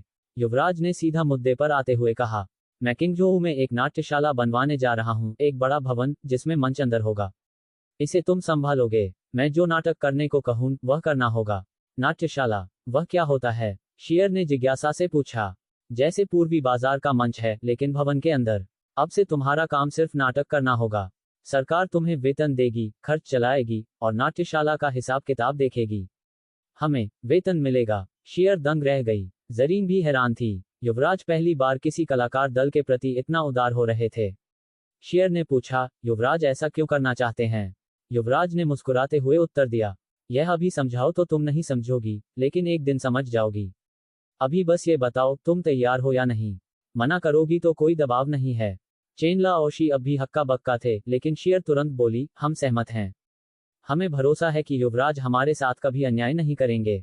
युवराज ने चेन लाओशी से पूछा, क्या तुम्हारी बेटी तुम्हारी ओर से उत्तर दे सकती है? शियर ने कहा, मेरे पिता मेरी बात मानेंगे। युवराज ने हल्की थकान भरी सांस ली। अच्छा, जाओ, सोचकर कल तक बताना। वे प्रणाम कर बाहर चले गए। दलों के जाते ही जरीन ने पूछा, युवराज, ये दल आपको इतना महत्वपूर्ण क्यों लगता है? युवराज ने कहा, मुझे ये दल विशेष नहीं लगता, बस ये किंगजोऊ का केवल एकमात्र लोकनाट्य दल है। सबके सामने नाटक करने का साहस सब में नहीं होता, और खासकर कोई लड़की तो बिल्कुल नहीं, जरीन ने कहा। चेन शियर जैसी लड़की बहुत दुर्लभ है। युवराज ने सिर हिलाया, मैं दूसरा दल ढूंढना नहीं चाहता, और उसका अभिनय मैंने आज देखा, वह सचमुच उत्कृष्ट है। जरीन ने मजाक में कहा, इसका श्रेय उसके गुरु को जाता है। युवराज ने उसका हाथ पकड़कर उसकी हथेली पर उंगली फेरते हुए कहा, इतना घमंड? अच्छा, इसकी गुरु तुम हो तो आगे भी इसे सिखाओगी। लक्ष्मी लोहा वस्त्र कारखाना संभालेगी, तुम नाट्यशाला देखोगी। मेरे पास अभी और भी कई नाटक हैं। सच में, और भी अच्छी कहानियां हैं। जरीन की आंखें चमक उठी। युवराज हल्के से हंसे। आधुनिक ज्ञान उनके पास था, कहानियों की कोई कमी नहीं थी। उनके अनुसार सांस्कृतिक परिवर्तन की शुरुआत नाटक से होगी। नाटक लोगों को विचार देना, सोच बदलना, समाज को शिक्षित करना, बड़े बदलाव के लिए ये सबसे बेहतरीन साधन था। उन्होंने कहा, क्या मैं तुम्हें एक कहानी सुनाऊं? लियांग, शानबो और झू यंगताई की, ये नाम है? जरीन ने चकित होकर पूछा। हाँ, कहानी एक लड़के और लड़की की है, जो छुपकर मिलते थे। छुपकर? ये तो 3 आज्ञाएं और 4 गुणों का उल्लंघन है। वह लड़की पिग केज में डुबोकर मारी गई होगी, जरीन ने सरलता से कहा। युवराज चुप रह गए। कुछ वैसा ही, उन्होंने धीरे से कहा। ठीक ही हुआ, स्त्री को नियमों का पालन करना चाहिए। महल में तो अक्सर ऐसी लड़कियों को डुबो दिया जाता है, जरीन ने गंभीरता से कहा। युवराज को समझ आ गया, संस्कृति बदलना आसान नहीं होगा। जल्दबाजी में किया गया परिवर्तन उसे उल्टा नुकसान पहुंचा सकता था। उन्होंने गहरी सांस ली। तो वह कहानी छोड़ देते हैं? फिर कौन सी कहानी सुनाएंगे? उसने उत्साह से पूछा। युवराज ने शरारती मुस्कान के साथ कहा, जिनपिंग मेई की सुनाऊं? C291, कांच का घोटाला। जिनपिंग मेई का प्रसंग इस तरह समाप्त हुआ कि जीवान लज्जा से लाल चेहरा लिए मुख्य कक्ष से बाहर भाग गई। बेशक, युवराज सिंह ने जिनपिंग मेई को कोई सामंती नैतिक उपदेश देने के लिए ये कहानी नहीं सुनाई थी। असल में वह तो बस बहाने से कुछ चुहल भरी बातें करना चाहता था और जीवान को थोड़ा छेड़ना चाहता था। सच तो ये था कि युवराज सिंह सामंती परंपराओं को तुरंत उलट देने की जल्दी में नहीं थे। ऐसी गहरी जड़ें जमाए चीजों को धीरे धीरे ही बदला जा सकता है, जैसे धीरे धीरे गर्म पानी में मेढ़क पकाना। इसके अलावा उनकी दृष्टि में वह सांस्कृतिक पुनर्जागरण केवल एक नाट्यशाला बनवाने तक सीमित नहीं था। किसी बात को जबरदस्ती कला का नाम दे देने से वह उद्देश्य हासिल नहीं होता। उनकी अचानक थिएटर में रुचि लेने की असली वजह किशनपुर कंगजूप में मनोरंजन के साधन बढ़ाना और प्रशासन की आमदनी में वृद्धि करना था। यह उनके नगर विकास योजना का केवल एक हिस्सा था। स्वाभाविक है, वह ये खुलकर नहीं कह सकते थे। जो लोग खुद को सभ्य और रिफाइंड समझते हैं, वे उनकी पीठ पीछे हंसते। युवराज सिंह के लिए थिएटर केवल जनता में कुछ विचार फैलाने का माध्यम था, पर असली नींव तो बोवन अकादमी अर्थात शिक्षा में रखी जा रही थी। जब तक बोवन अकादमी के विद्यार्थी उनकी शिक्षाएं आत्मसात कर लेते, पुनर्जागरण आधा पूरा हो जाता। आखिर पश्चिम में भी पुनर्जागरण पहले विद्वानों के बीच शुरू हुआ और फिर समाज में उतरा। इसलिए युवराज के लिए थिएटर तो बस एक छोटा सा पत्ता था। उनके 3 वास्तविक लक्ष्य थे: व्यापार बढ़ाना, शिक्षा फैलाना और सैनिक शक्ति मजबूत करना। थिएटर का पूरा प्रोजेक्ट जीवान को सौंपकर युवराज फिर एक दूसरे हथियार परियोजना में पूरे मन से जुट गए। तोपों के बाद अब फ्लिंटलॉक बंदूक। उनके ज्ञान के अनुसार 1330 के आसपास यूरोप में पहली नलीदार धातु की आग्नेयास्त्रें बनी, जिन्हें हैंड कैनन कहा गया। आगे चलकर वे मार्चलॉक बंदूकों में बदली और 16वीं सदी तक उपयोग में रहीं। उसी समय पुर्तगालियों ने मार्चलॉक जापान में पहुंचाई। मिंग साम्राज्य की नियाओचोंग बर्ड गन का उद्गम इतिहासकार आज तक बहस का विषय मानते हैं। कुछ कहते हैं स्वतंत्र आविष्कार, कुछ कहते जापान से आई, कुछ कहते सीधे पश्चिम से। पर चाहे जो हो, 16वीं सदी के बाद पूरी दुनिया आग्नेयास्त्र युग में प्रवेश कर चुकी थी। 17वीं सदी के मध्य तक फ्लिंटलॉक मुख्यधारा बन चुकी थी। युवराज सिंह समझ नहीं पा रहे थे कि महान यू साम्राज्य अभी तक इन हथियारों से कैसे अनजान था।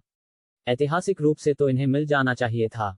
एकमात्र कारण जो उन्हें दिखा, महान यू साम्राज्य ने समुद्री गतिविधियों की उपेक्षा की थी। तटवर्ती क्षेत्र वाकोब समुद्री लुटेरों से भरे थे, जिससे बाहरी संपर्क टूट गया था। ऊपर से राजधानी कंगनपुर, राजधानी चैंगान भीतर थी। विदेशी आते भी तो पहले वे या चू राजाओं से मिलते। इन सब पर सोचते हुए युवराज के माथे पर शिकन आ गई। खैर, अब उनके पास समय नहीं था। तोपों का उत्पादन स्थिर हो चुका था। अब फ्लिंटलॉक बंदूकों पर तेजी से काम करना अनिवार्य था। एक कारण 3 साल बाद संभावित जापानी आक्रमण से रक्षा। दूसरा, यूझोउ से बर्बर कबीलों को खदेड़कर शांघाई दर्रे से बाहर तक धकेलना, ताकि 2 मोर्चों की लड़ाई न लड़नी पड़े और उनकी बंदूकधारी सेना असली युद्ध का अनुभव भी पाए। तभी थोड़ी देर पहले भागी हुई जीवान वापस आए। स्वामी, लियांग दहाई लौट आए हैं। वह आ गया, तुरंत भीतर भेजो। युवराज उत्साहित हुए। पिछली सर्दियों में उन्होंने लियांग दहाई को घासभूमि में दास खरीदने भेजा था। अब परिणाम देखने का समय था। कुछ देर बाद बैंगनी गोल गले वाले वस्त्र में लियांग दहाई आया और झुककर बोला, स्वामी, दास आपकी सेवा में उपस्थित है। इस बार कैसा रहा? युवराज ने मुस्कुराते हुए पूछा। लियांग बोला, जैसा आपने अनुमान लगाया था, इस वर्ष घासभूमि में कई गाय भेड़ ठंड से मर गईं। भूख से बचने के लिए अनेक बर्बर कबीलों ने चोरी छिपे हमसे दासों का व्यापार किया। बीते कुछ महीनों में मैंने 12,000 ताकतवर दास खरीदे हैं। आपके निरीक्षण की प्रतीक्षा है। जरूरत नहीं। बहुत अच्छा, अभी मजदूरों की बेहद कमी है। युवराज ने कहा, इन दासों को तुरंत कियान दाफू को सौंप दो। फिर बोले, लियांग दाहाई, तुम किशनपुर की जनगणना जानते हो। हमारे पास मजदूरों का भयंकर अभाव है। घासभूमि से दास खरीदना जारी रखो और एक नया रास्ता खोलो डेंगजो के। समुद्री लुटेरों वाकोब से भी दास खरीदो। समुद्री लुटेरों से? लियांग की आंखें चमकी। हाँ, हो सकता है, पर वे चांदी सोना मांगते हैं। बर्बर लोगों की तरह पुराने अनाज से खुश नहीं होते। युवराज मुस्कुराए, और मेरे पास तुम्हें देने के लिए कोई चांदी नहीं है। किशनपुर हर तरफ पैसे खर्च कर रहा है। लियांग ने चेहरा लंबा कर लिया। स्वामी, ये तो मेरे लिए बड़ी मुश्किल है। समुद्री लुटेरे चालाक और निर्दयी होते हैं, उन्हें मूर्ख बनाना आसान नहीं। चिंता मत करो, युवराज बोले, मैं तुम्हें खाली हाथ नहीं भेज रहा। आज देर हो गई है, आराम करो। कल तुम्हें वह दूंगा जो चाहिए। लियांग हिचकिचाया, फिर सिर हिला दिया। अगले दिन युवराज उसे लेकर कांचशाला पहुंचे। भीतर एक बड़ा लकड़ी का बक्सा दिखाकर युवराज बोले, ये रहा तुम्हारा पूंजी धन। लियांग ने बक्सा खोला और दंग रह गया। स्वामी, ये तो अनमोल है। बक्से में ढेरों कांच की गोलियां, मार्बल्स भरी थी, हल्की हरी, बिल्कुल वैसी जैसी युवराज बचपन में खेलते थे। एक मुट्ठी उठाते ही टन टन की मधुर आवाज निकली। युवराज ने कहा, इसीलिए कि यह कीमती दिखती हैं, तुम इन्हें दासों के बदले में उपयोग करोगे। कोई समस्या? असल में युवराज जानते थे, अब जब कांच निर्माण उनके नियंत्रण में है, ये पूरा बक्सा 100 तौल चांदी का भी नहीं। पर महान यू साम्राज्य में कांच विलासिता है, और समुद्री लुटेरों ने ऐसी कारीगरी शायद कभी नहीं देखी होगी। उनके लिए ये रत्नों से भी कीमती लगेंगी। का कोई समस्या नहीं, लियांग हकलाया। युवराज बोले, अक्ल से काम लेना। इन गोलियों से सिर्फ दास ही मत खरीदना, अगर थोड़ा चांदी सोना भी मिल जाए तो सब ले आना। लियांग, जो समुद्री लुटेरों के साथ पुराने व्यापार का माहिर था, समझ गया कि इन गोलियों का कितना प्रभाव होगा। स्वामी, निश्चिंत रहें, मैं इस बक्से का पूरा मूल्य निकाल लाऊंगा। युवराज ने सिर हिलाया। कभी पश्चिम वालों ने कुछ कांच मोतियों से मूल निवासियों से विशाल भूमि छीन ली थी, वह पीछे नहीं रहना चाहते थे। जब तक ये तकनीकी बढ़त उनके पास है, वह इसका पूरा लाभ उठाएंगे। C292 कारीगरों का जमावड़ा। हमारे डिस्कॉर्ड सर्वर GG-PASI-JBDKM लेजो में कियान दाफू पानी पीते हुए दासों को व्यस्तता से काम करते देखते रहे। सुबह से लगातार चिल्लाने के कारण उनकी आवाज बैठ गई थी, क्योंकि वे खनन क्षेत्र के भीतर विभिन्न सुविधाओं के निर्माण की निगरानी कर रहे थे। टंगस्टन पाउडर को जल्दी से ढोने के लिए कुछ दास पहले ही अयस्क की खुदाई में लग चुके थे, जबकि बाकी छंटाई का काम कर रहे थे, मिट्टी से टंगस्टन पाउडर को अलग कर उसकी गुणवत्ता बढ़ा रहे थे। दूसरे चाचा महामहिम आ गए हैं, एक युवक भागता हुआ आया। महामहिम यहाँ। कियान दाफू लगभग कुर्सी से उछल पड़े। उन्होंने युवक से कहा, कियान गुई, जब महामहिम आए, ज्यादा बोलना मत। मुझे तुम्हें बोवेन अकादमी भेजने की बात समझानी है। मैं आपकी ही सुनूंगा। दूसरे चाचा कियान गुई ने सिर हिलाया, आंखों में थोड़ी उम्मीद थी। इसी बीच एक टुकड़ी बख्तरबंद घुड़सवारों की खनन क्षेत्र की ओर आती दिखी। उनकी प्रभावशाली मौजूदगी से स्पष्ट था ये युवराज सिंह के निजी प्रहरी थे। उन्हें देखते ही कियान दाफू जल्दी से आगे बढ़े। उन्होंने युवराज सिंह को पहचाना, जो पहरेदारों से घिरे हुए थे। महामहिम, इतनी दूर आने का क्या कारण? कियान दाफू ने गर्मजोशी से स्वागत किया। युवराज सिंह मुस्कुराए, बस देखने आया हूँ। और तुम्हारे लिए दास भी लाया हूँ, 5000 मजबूत आदमी, जिन्हें लियांग दहाई घास के मैदानों से खरीद कर लाया है। अभी के लिए काफी होंगे। कियान दाफू ने दासों को देखा और मुस्कुराए, अरे, लियांग दहाई ने तो दिमाग लगा दिया। ये सब तगड़े आदमी हैं। 5000 इन जैसे पहले के 10,000 से अधिक की कीमत रखते हैं। अगर दिमाग न लगाया होता तो मैं उसे खेत में हल चलाने भेज देता। युवराज सिंह घोड़े से उतरते हुए बोले। कियान दाफू को पीछे छोड़ते हुए युवराज सिंह गड्ढे में खुदाई करते दासों की ओर बढ़े। खनन सदियों से कठिन काम रहा है, खासकर बिना आधुनिक मशीनों के। हर चीज मानव पर निर्भर, कुदाल, हथौड़ा, फावड़ा। एक धातु क्षेत्र कई किलोमीटर तक फैल सकता है। इस समय दासों ने सतह से लगभग 5 मीटर नीचे तक खुदाई कर ली थी, जहां टंगस्टन की मात्रा बहुत कम होती है। महामहिम, ये काला टंगस्टन अयस्क है। कियान दाफू ने सफेद सी काली चमक वाला पत्थर थमाया। यह अयस्क देखने में कोयले जैसा था। यदि सतह पर कुछ पारदर्शी क्रिस्टल न होते तो कोई भी इसे कोयला समझ सकता था। युवराज सिंह संतुष्टि से सिर हिलाए। सफेद टंगस्टन अयस्क आम होता है पर कम गुणवत्ता वाला। काला टंगस्टन दुर्लभ होता है लेकिन आमतौर पर उच्च गुणवत्ता वाला, और यह अक्सर मैंगनीज के साथ पाया जाता है, जो उन्हें भी चाहिए था। टंगस्टन का पत्थर हाथ में तौलते हुए युवराज सिंह ने वास्तविक खुशी महसूस की। उन्होंने विशेष रूप से कियान दाफू को काला टंगस्टन प्राथमिकता देने को कहा था। खनन और छंटाई क्षेत्र का निरीक्षण करके वे बहुत खुश हुए। कुछ ही दिनों में अच्छा काम हो चुका था। हालांकि इसकी कीमत भी थी। दास खुले में रह रहे थे, कुछ तंबुओं के अलावा कोई घर नहीं थे। तुम भी तंबू में ही सो रहे हो? युवराज सिंह ने पूछा। कोई विकल्प नहीं, महामहिम, कियान दाफू मुस्कुराए। क्विंगजोउ से सीमेंट और ईंटें अभी पहुंचने में समय लगेगा। कम से कम मौसम नर्म है और दास अपने बिस्तर साथ लाए हैं। समूह में रहने से ठंड कम लगती है।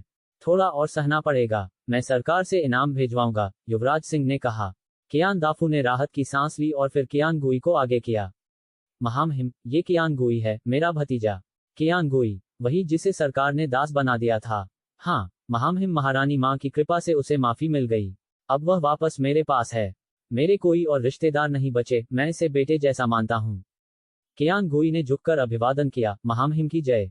युवराज सिंह जानते थे कि राजमहल प्रणाली में लगभग खोजी बन चुके कियान दाफू का पूरा सहारा यही आखिरी परिवार सदस्य था। कियान दाफू कभी निजी आग्रह नहीं करते थे, इसलिए युवराज ने इसे गंभीरता से लिया। उन्होंने कियान गुई का निरीक्षण किया। वह सचमुच कियान दाफू जैसा दिखता था। महारानी माँ की कोशिश शायद कियान दाफू की वर्षों की निष्ठा का प्रतिफल थी। तुम भी अपने चाचा जैसे ही सादे और ईमानदार लगते हो, युवराज सिंह ने कहा। महामहिम, ईमानदारी हमारा पारिवारिक गुण है। कियान दाफू हंसे। मैं चाहता हूं कि कियान गुई बोवेन अकादमी में पढ़े। तब मैं खदानों पर ध्यान दे पाऊंगा और यह आगे चलकर मेरा हाथ बटा सकेगा। तुम ठीक कहते हो, युवराज सिंह बोले। ठीक है, इसे बोवेन अकादमी में दाखिला मिल जाएगा। कृतज्ञ हूं, महामहिम। कियान दाफू भावुक हो गए। वास्तव में युवराज सिंह को खनिज खोज के लिए नए लोग तैयार करने ही थे। क्विंगजोउ में कुशल जनशक्ति बहुत कम थी। भविष्य के औद्योगिक विकास के लिए नए खून की जरूरत थी। खदान का निरीक्षण करने के बाद युवराज सिंह क्विंगजोउ लौटे, अपने साथ 3 टन टंगस्टन पाउडर लेकर। योजक चिन्ह, योजक चिन्ह, योजक चिन्ह। यंत्र विभाग में टंगस्टन पाउडर लेकर युवराज सीधे यंत्र विभाग पहुंचे। महामहिम, स्प्रिंग कैसे बनाए जाएं? सोंग चांगपिंग ने पूछा, जो साफ दिख रहा था कि जुकाम से जूझ रहे थे। फ्लिंटलॉक बंदूक के निर्माण में तेजी लाने के लिए युवराज सिंह ने क्विंगजोउ की सबसे मजबूत शोध टीम को इकट्ठा किया था। पुराने सभी कारीगर वापस बुला लिए गए थे, लेकिन उन्होंने हथियार विभाग को एक ही चीज पर नहीं लगाया, काम बांट दिया गया था। ज़ांग लियू और उनकी टीम टंगस्टन स्टील के औजार और बैरल निर्माण पर काम करेंगे। सोंग चांगपिंग को गोली और लॉक मैकेनिज्म तैयार करने का काम सौंपा गया। युवराज सिंह की दीर्घ योजना के अनुसार चेंची तोप शोध के लिए और सोंग चांगपिंग बंदूक शोध के लिए मुख्य जिम्मेदार होंगे। बैरल निर्माण अभी शुरू नहीं हुआ था, लेकिन स्टील की गोलियां और लॉक मैकेनिज्म तुरंत शुरू हो सकते थे। सब समानांतर चल सकता था क्योंकि युवराज सिंह को विस्तृत हथियार निर्माण डेटा उपलब्ध था। टंगस्टन से शुद्ध धातु निकालने का क्या तरीका होगा? जांग लियू ने पूछा। दोनों सवाल मुश्किल थे। स्प्रिंग बनाना इस्पात की लोच की समस्या थी और टंगस्टन की शुद्धिकरण प्रक्रिया अभी इस युग में कठिन थी। ज्यादा से ज्यादा 20% शुद्धता मिल सकती थी, पर वह भी काफी थी। एक एक करके सुलझाएंगे। जांग लियू, तुम ढांचे बनाना शुरू करो। सोंग चांगपिंग, तुम रुको, मैं तुम्हें लॉक मैकेनिज्म की संरचना समझाता हूं, युवराज सिंह ने आदेश दिया। C-293 टंगस्टन का जन्म। मशीनरी विभाग के अंदर सोंग चांगपिंग अपने तोप निर्माण दल के साथ बैठे थे। टीमों के पुनर्गठन के बाद सोंग चांगपिंग ने केवल अपनी मूल तोप निर्माण टीम ही रखी थी। ब्लैकबोर्ड के सामने खड़े होकर युवराज सिंह ने फ्लिंटलॉक बंदूक की संरचना बनानी शुरू की। माचलॉक और फ्लिंटलॉक दोनों ही स्मूथ बोर आग्नेयास्त्र थे, अंतर बस इतना था कि बारूद कैसे जलाया जाता है। माचलॉक बेहद साधारण थे, लगभग तोप की तरह ही चलते थे।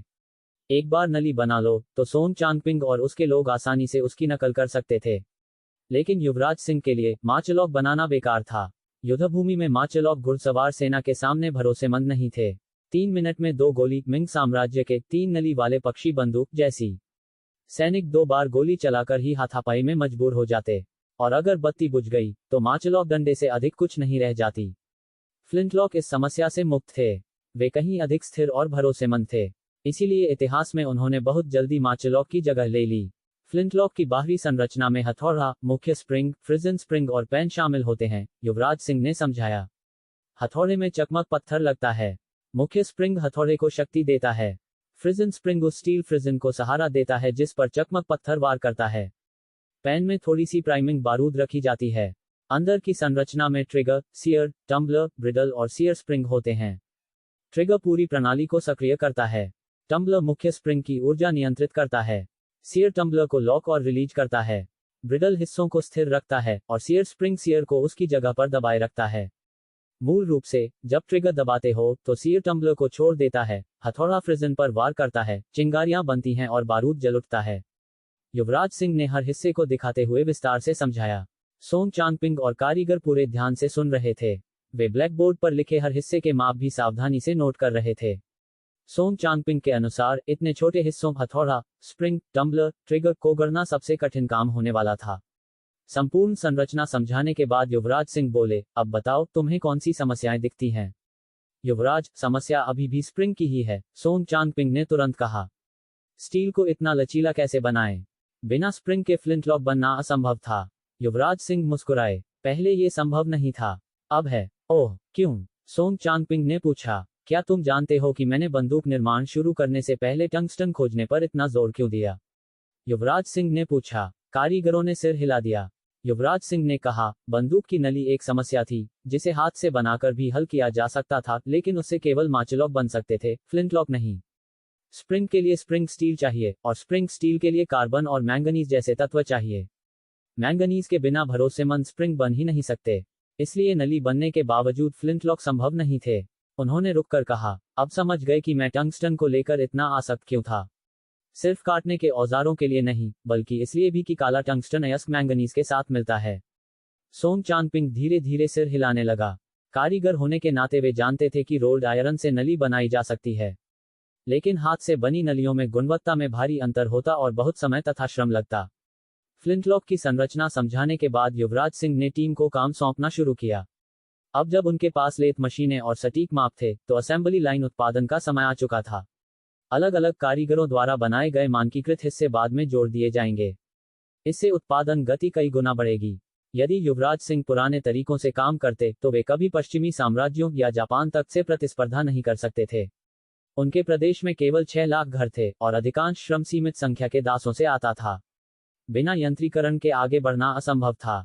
मैं स्प्रिंग स्टील बनाने का काम संभालूंगा, सोंग चांगपिंग ने स्वयं आगे बढ़कर कहा। युवराज सिंह ने संतुष्टि से उसकी ओर देखा। अच्छा, चलो झांग लियू को ढूंढते हैं। झांग लियू के साथ फ्लिंटलॉक परियोजना के हर सदस्य को उनका काम सौंप दिया गया था। युवराज सिंह और सोंग चांगपिंग झांग लियू के पास पहुंचे। बोरिंग मशीन, मिलिंग मशीन और ड्रिल प्रेस के औजारों के सांचे तैयार हो चुके थे, बस टंगस्टन निकालना बाकी था। कोयला तैयार करो, टंगस्टन पाउडर को कोयले के साथ मिलाकर लोहे गलाने वाले तापमान पर पिघलाओ, युवराज सिंह ने आंगन में झांग लियू को निर्देश दिया। आदेश मिलते ही झांग लियू और उसके कारीगर तुरंत काम में लग गए। वे इस पल का बेसब्री से इंतजार कर रहे थे। वर्तमान तकनीक में युवराज सिंह केवल कार्बन रिडक्शन विधि का उपयोग कर सकते थे। इतिहास में 1783 में स्पेन के वैज्ञानिक दे अलोइयर ने काला टंगस्टन अयस्क खोजकर इसी विधि से टंगस्टन प्राप्त किया और तत्व का नाम रखा। इसलिए युवराज सिंह की विधि पूरी तरह संभव थी। शुद्धता बहुत अधिक नहीं होगी, लेकिन उनकी आवश्यकताओं के लिए पर्याप्त थी। वास्तव में इससे कुछ समय के लिए किशनपुर की लेथ मशीन उद्योग पश्चिम से भी आगे निकल सकता था। उन्होंने टंगस्टन पाउडर और कोयले को मिलाया और पहले से गर्म किए गए भट्ठी में डाल दिया। अब सिर्फ इंतजार करना था। 1 घंटे बाद भट्ठी ठंडी होने पर झांग लियू ने सामग्री बाहर निकाली। काले पाउडर के बीच कुछ चांदी जैसे सफेद दाने चमक रहे थे। संख्या कम थी, लेकिन ये साबित करने के लिए पर्याप्त था कि कार्बन रिडक्शन सफल रहा। युवराज, क्या ये चांदी जैसे दाने ही टंगस्टन हैं? झांग लियू ने उत्साह से पूछा। उसने ऐसा कुछ पहले कभी नहीं देखा था। युवराज सिंह ने सिर हिलाया। उनकी आंखों में संतोष की चमक थी। ये किशनपुर के लिए एक और तकनीकी छलांग थी। हाँ, यही टंगस्टन है। अब हम टंगस्टन स्टील बना सकते हैं। कारीगरों के चेहरे खुशी से चमक उठे। झांग लियू तुरंत बोला, जल्दी छलनी लाओ, टंगस्टन के दाने निकालो और कोयला तैयार करो। हमें और टंगस्टन निकालना है। C-294 सैन्य वर्दियां। हमारा डिस्कॉर्ड सर्वर जीजी पैजी जेबीडी केम।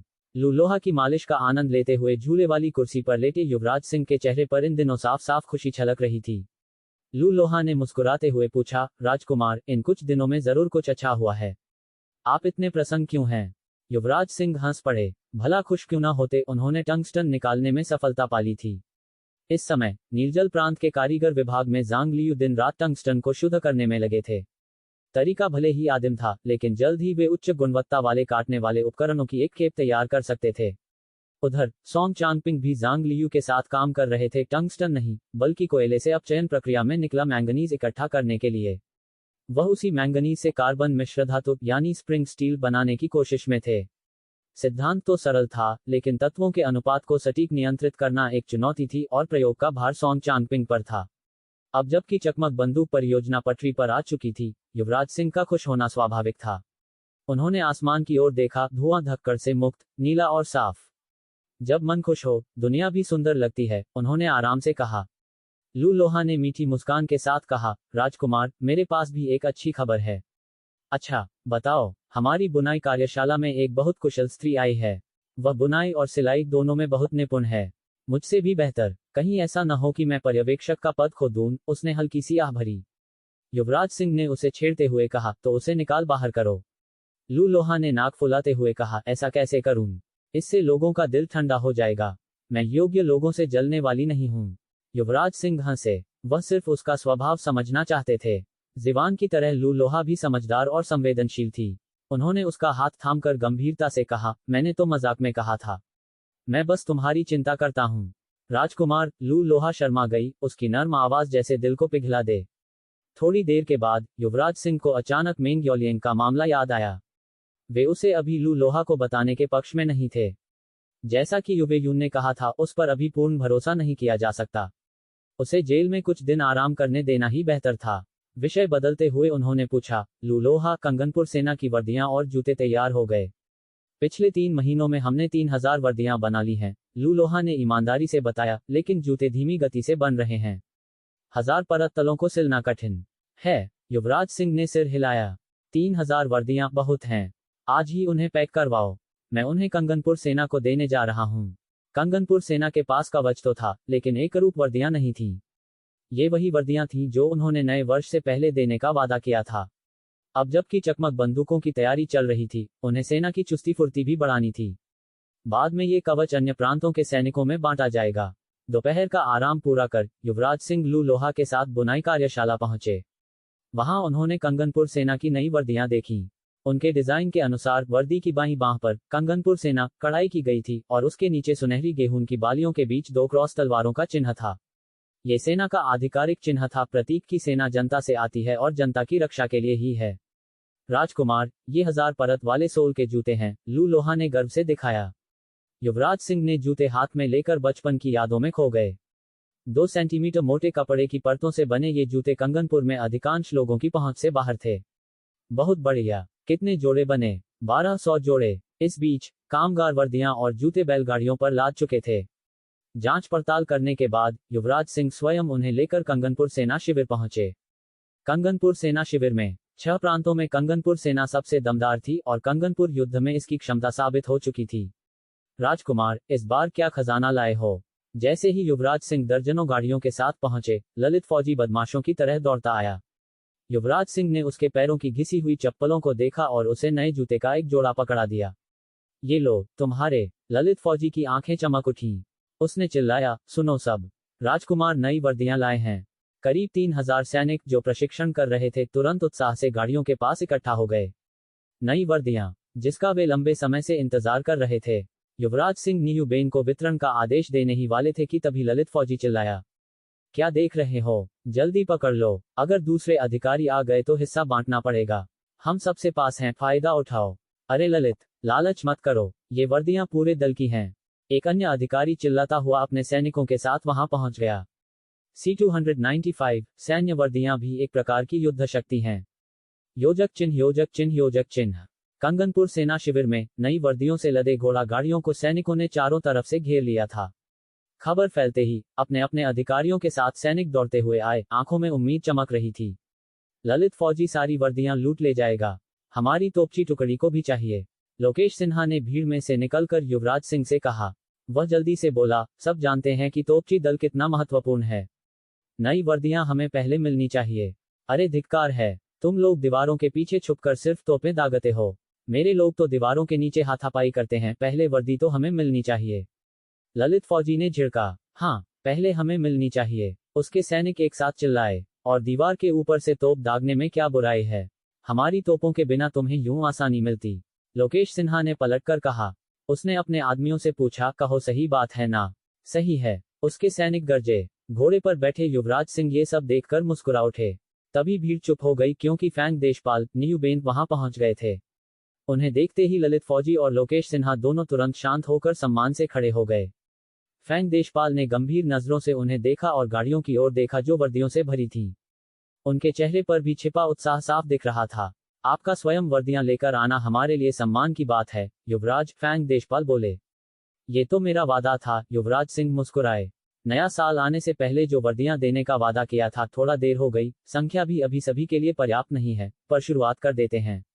युवराज के लिए वर्दियां केवल कपड़े नहीं थीं, वे कंगनपुर सेना के पेशेवर बनने का प्रतीक थीं। इन नई वर्दियों का डिजाइन पारंपरिक गोल गले वाले वस्त्रों जैसा नहीं था। ये सीधे कट की खड़ी कॉलर वाली ट्यूनिक थी, कमर पर फिट, घुटनों तक चीरा और कंधों पर पद चिन्ह। रंग था गहरा काला हरा, गंभीर और प्रभावशाली। युवराज सिंह ने जैसे ही वर्दियां बनकर देखी, वे ये देखने के लिए उत्साहित थे कि सैनिक इन्हें पहनकर कैसे दिखेंगे। उन्होंने सबसे आगे रखे गट्ठर से अधिकारियों की वर्दियां निकाली। हर अधिकारी की वर्दी पर पीली धारियों वाले एपॉलेट कंधे के निशान थे, धारियां उनकी रैंक बताती थीं। फैंग देशपाल, ललित फौजी, लोकेश सिन्हा, हु चांगफेई। युवराज ने नाम पुकारकर वर्दियां बांटी। धन्यवाद, युवराज, सभी अधिकारी प्रसन्न होकर बोले। मजबूत कपड़ा, सुगठित सिलाई, उनके चेहरे खिल उठे। जाकर बदल कर आओ, युवराज सिंह बोले, सैनिकों को दिखाओ कैसा लगता है। अधिकारी तुरंत लौटकर अपनी कवच उतारने चले गए। कुछ ही देर में वे वापस आए, नई काली हरी वर्दियों में। उन्हें देखकर युवराज बेहद संतुष्ट हुए। वर्दी पहनते ही उनका पूरा व्यक्तित्व बदल गया, संयत, वीर और प्रभावशाली। वर्दियां स्वयं में युद्ध शक्ति होती हैं, युवराज ये बात भलीभांति जानते थे।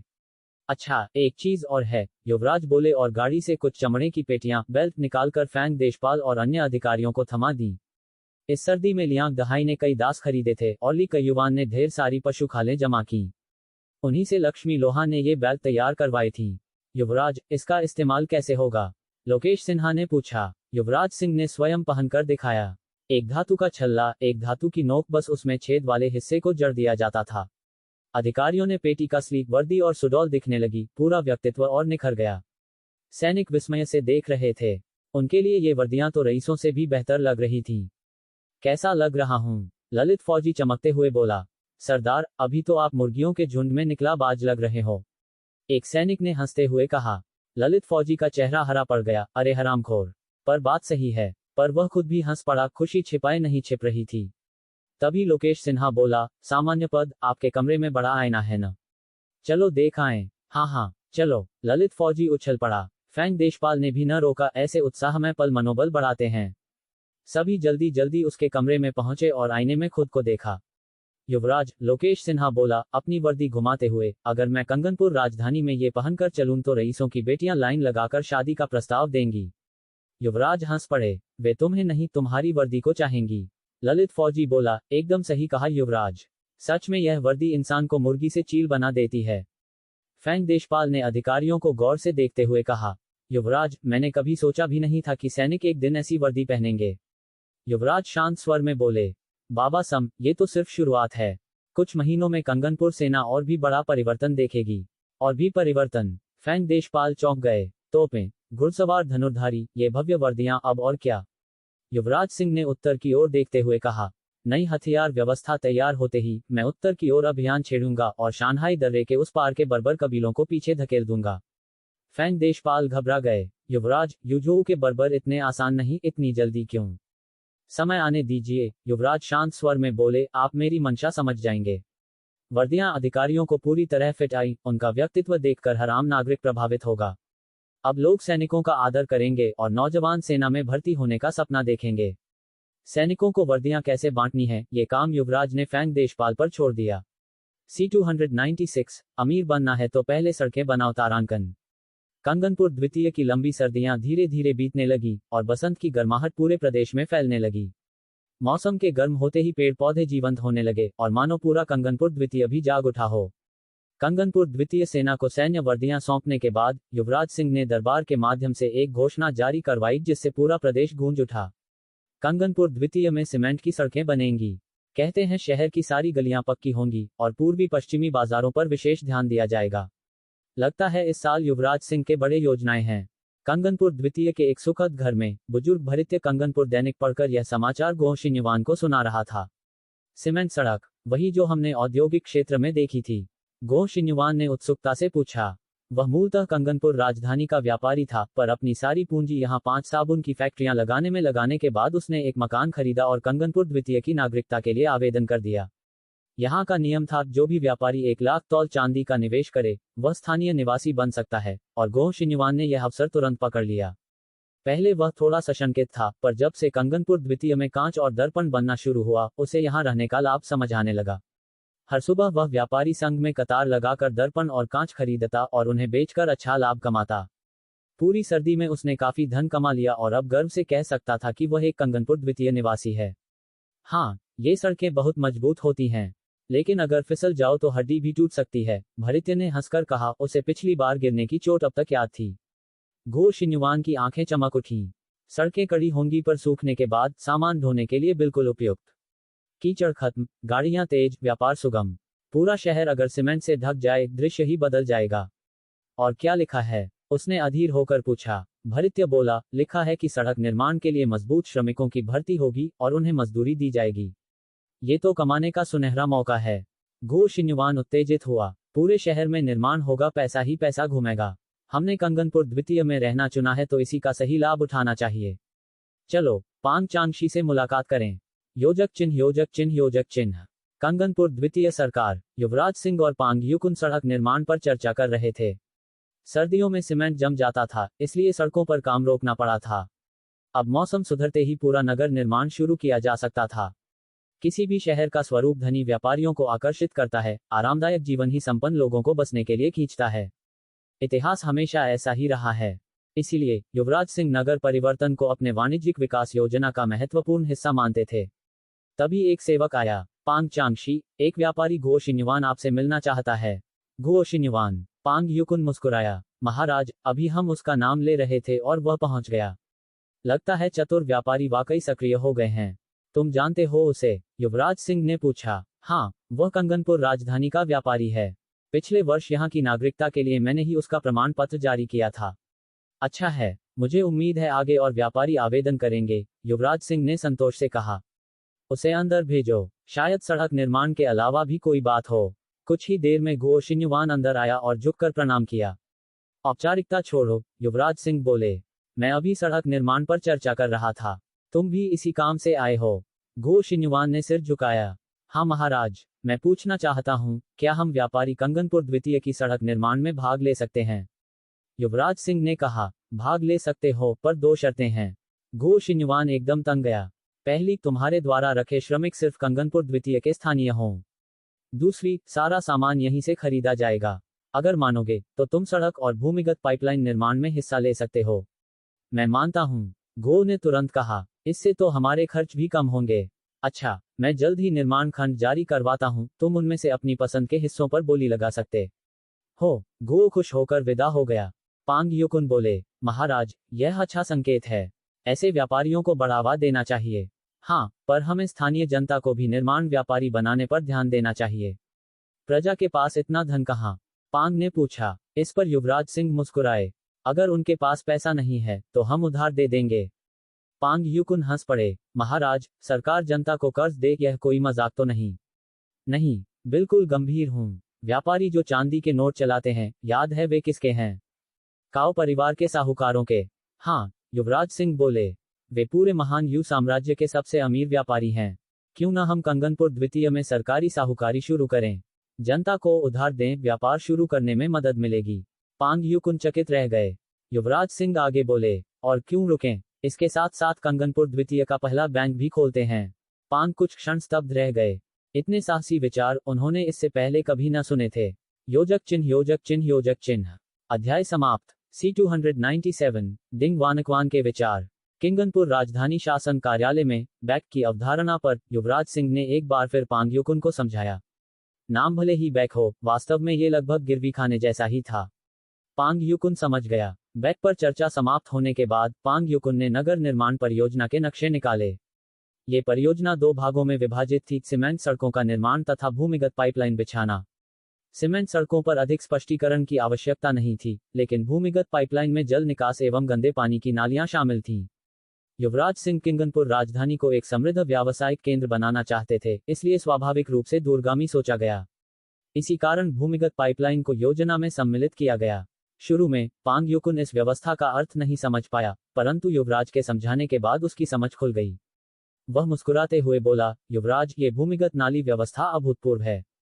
पूरे महान यू साम्राज्य में किसी भी नगर में ऐसा प्रणाली नहीं है। किंगनपुर राजधानी पहली जगह बनेगी। लेकिन युवराज, इन नालियों का अंतिम छोर कहाँ होगा? युवराज सिंह काफी समय से इस व्यवस्था के बारे में सोच रहे थे। इसे पूरा करने के बाद वे महल को भी आधुनिक सुविधाएं देने की योजना बना सकते थे। साथ ही इस नाली व्यवस्था का एक और महत्वपूर्ण उपयोग था। यह मेरी राजकीय कृषि भूमि तक जाएगी। युवराज मुस्कुराए। बिना खाद के धान में सुगंध नहीं आती। इन नालियों का अंतिम छोर एक बड़े खाद गड्ढे पर होगा। ये खाद राजकीय कृषि भूमि के लिए तो उपयोगी होगी ही, युवराज बायोगैस बनाने का प्रयोग भी करना चाहते थे। आधुनिक युग से आए हुए मनुष्य के रूप में युवराज दूर की सोच रहे थे। अब समझ गया, युवराज वास्तव में अद्भुत हैं। पांग युकुन प्रभावित हुआ। नक्शों पर विस्तार से विचार करने के बाद युवराज ने उसे बैक तथा नगर निर्माण परियोजना की तैयारी शुरू करने का आदेश दिया। लोहा तभी गढ़ा जा सकता है जब लोहार स्वयं मजबूत हो, युवराज ने कहा। जैसे उन्होंने सेना को मजबूत किया था, अब वे नगर के विकास की ओर अग्रसर थे। 3 दिन बाद किंगनपुर शासन ने सड़कों व भूमिगत पाइपलाइन निर्माण के नक्शे सार्वजनिक किए तथा किंगनपुर दैनिक समाचार पत्र में निविदा प्रक्रिया की घोषणा की। पूर्वी बाजार की एक दुकान में डिंग वानकवान समाचार पत्र को रुचि से देख रहा था। निविदा जैसी चीज उसने पहले कभी नहीं सुनी थी, जिससे उसकी उत्सुकता बढ़ गई। समाचार पत्र ने इस शब्द के साथ साथ कई तकनीकी निर्माण शब्दों की भी व्याख्या की थी। लेख पढ़ने के बाद निविदा, ठेका और परियोजना का अर्थ समझना उसके लिए आसान हो गया। मालिक, अफसोस है कि हम किंगनपुर की सड़क निर्माण परियोजना नहीं ले सकते, डिंग वानकवान के प्रबंधक ने कहा। अफसोस तो है ही। युवराज साफ दिखा रहे हैं कि वे यहाँ के स्थानीय व्यापारियों को बढ़ावा देना चाहते हैं। वे चाहते हैं कि अधिक से अधिक व्यापारी किंगनपुर की नागरिकता लेकर यहाँ बसें। यह उनकी छोटी सी चाल स्पष्ट दिखती है, प्रबंधक ने चाय डालते हुए कहा। तो फिर जिन व्यापारियों को ठेका मिलेगा, क्यों न हम उनसे साझेदारी करें? इससे हम भी कुछ लाभ कमा लेंगे, प्रबंधक ने सुझाव दिया। डिंग वानकवान की आंखें चमक उठी, फिर बोला, मूर्खता मत करो। किंगनपुर के स्थानीय व्यापारी इतने संपन्न नहीं।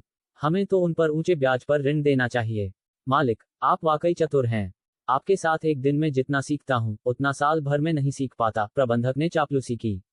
डिंग वानकवान हंस दिया, किंतु उसी समय उसकी नजर समाचार पत्र के दूसरे हिस्से पर पड़ी और उसका चेहरा कसला हो गया। उसमें लिखा था कि किंगनपुर शासन 6 प्रांतों में गिरवी खाने जैसी एक बैक प्रणाली स्थापित करने वाला है, जहां लोग जमा व ऋण ले सकेंगे।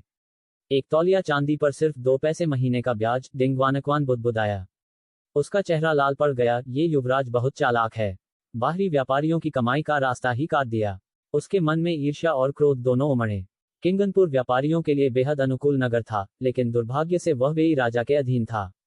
यदि उसका जीवन और धन वेई राजा से बंधा न होता, तो वह स्वयं किंगनपुर में बसने की सोच सकता था। एक व्यापारी होने के नाते, डिंग वानक्वान की सूंघ तेज थी। उसे महसूस हो रहा था कि किंगनपुर भविष्य में अत्यधिक समृद्ध होने वाला है।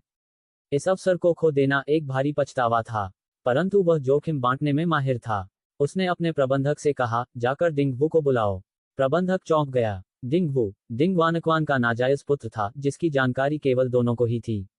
किंगनपुर आने के बाद, डिंग वानक्वान उसे साथ लाया और किंगनपुर के व्यापार की जिम्मेदारी उसी को सौंपी। कुछ देर बाद प्रबंधक एक युवा को लेकर लौटा। डिंग वू की आंखें तेज थीं, स्पष्ट था कि वह व्यापार में निपुण था।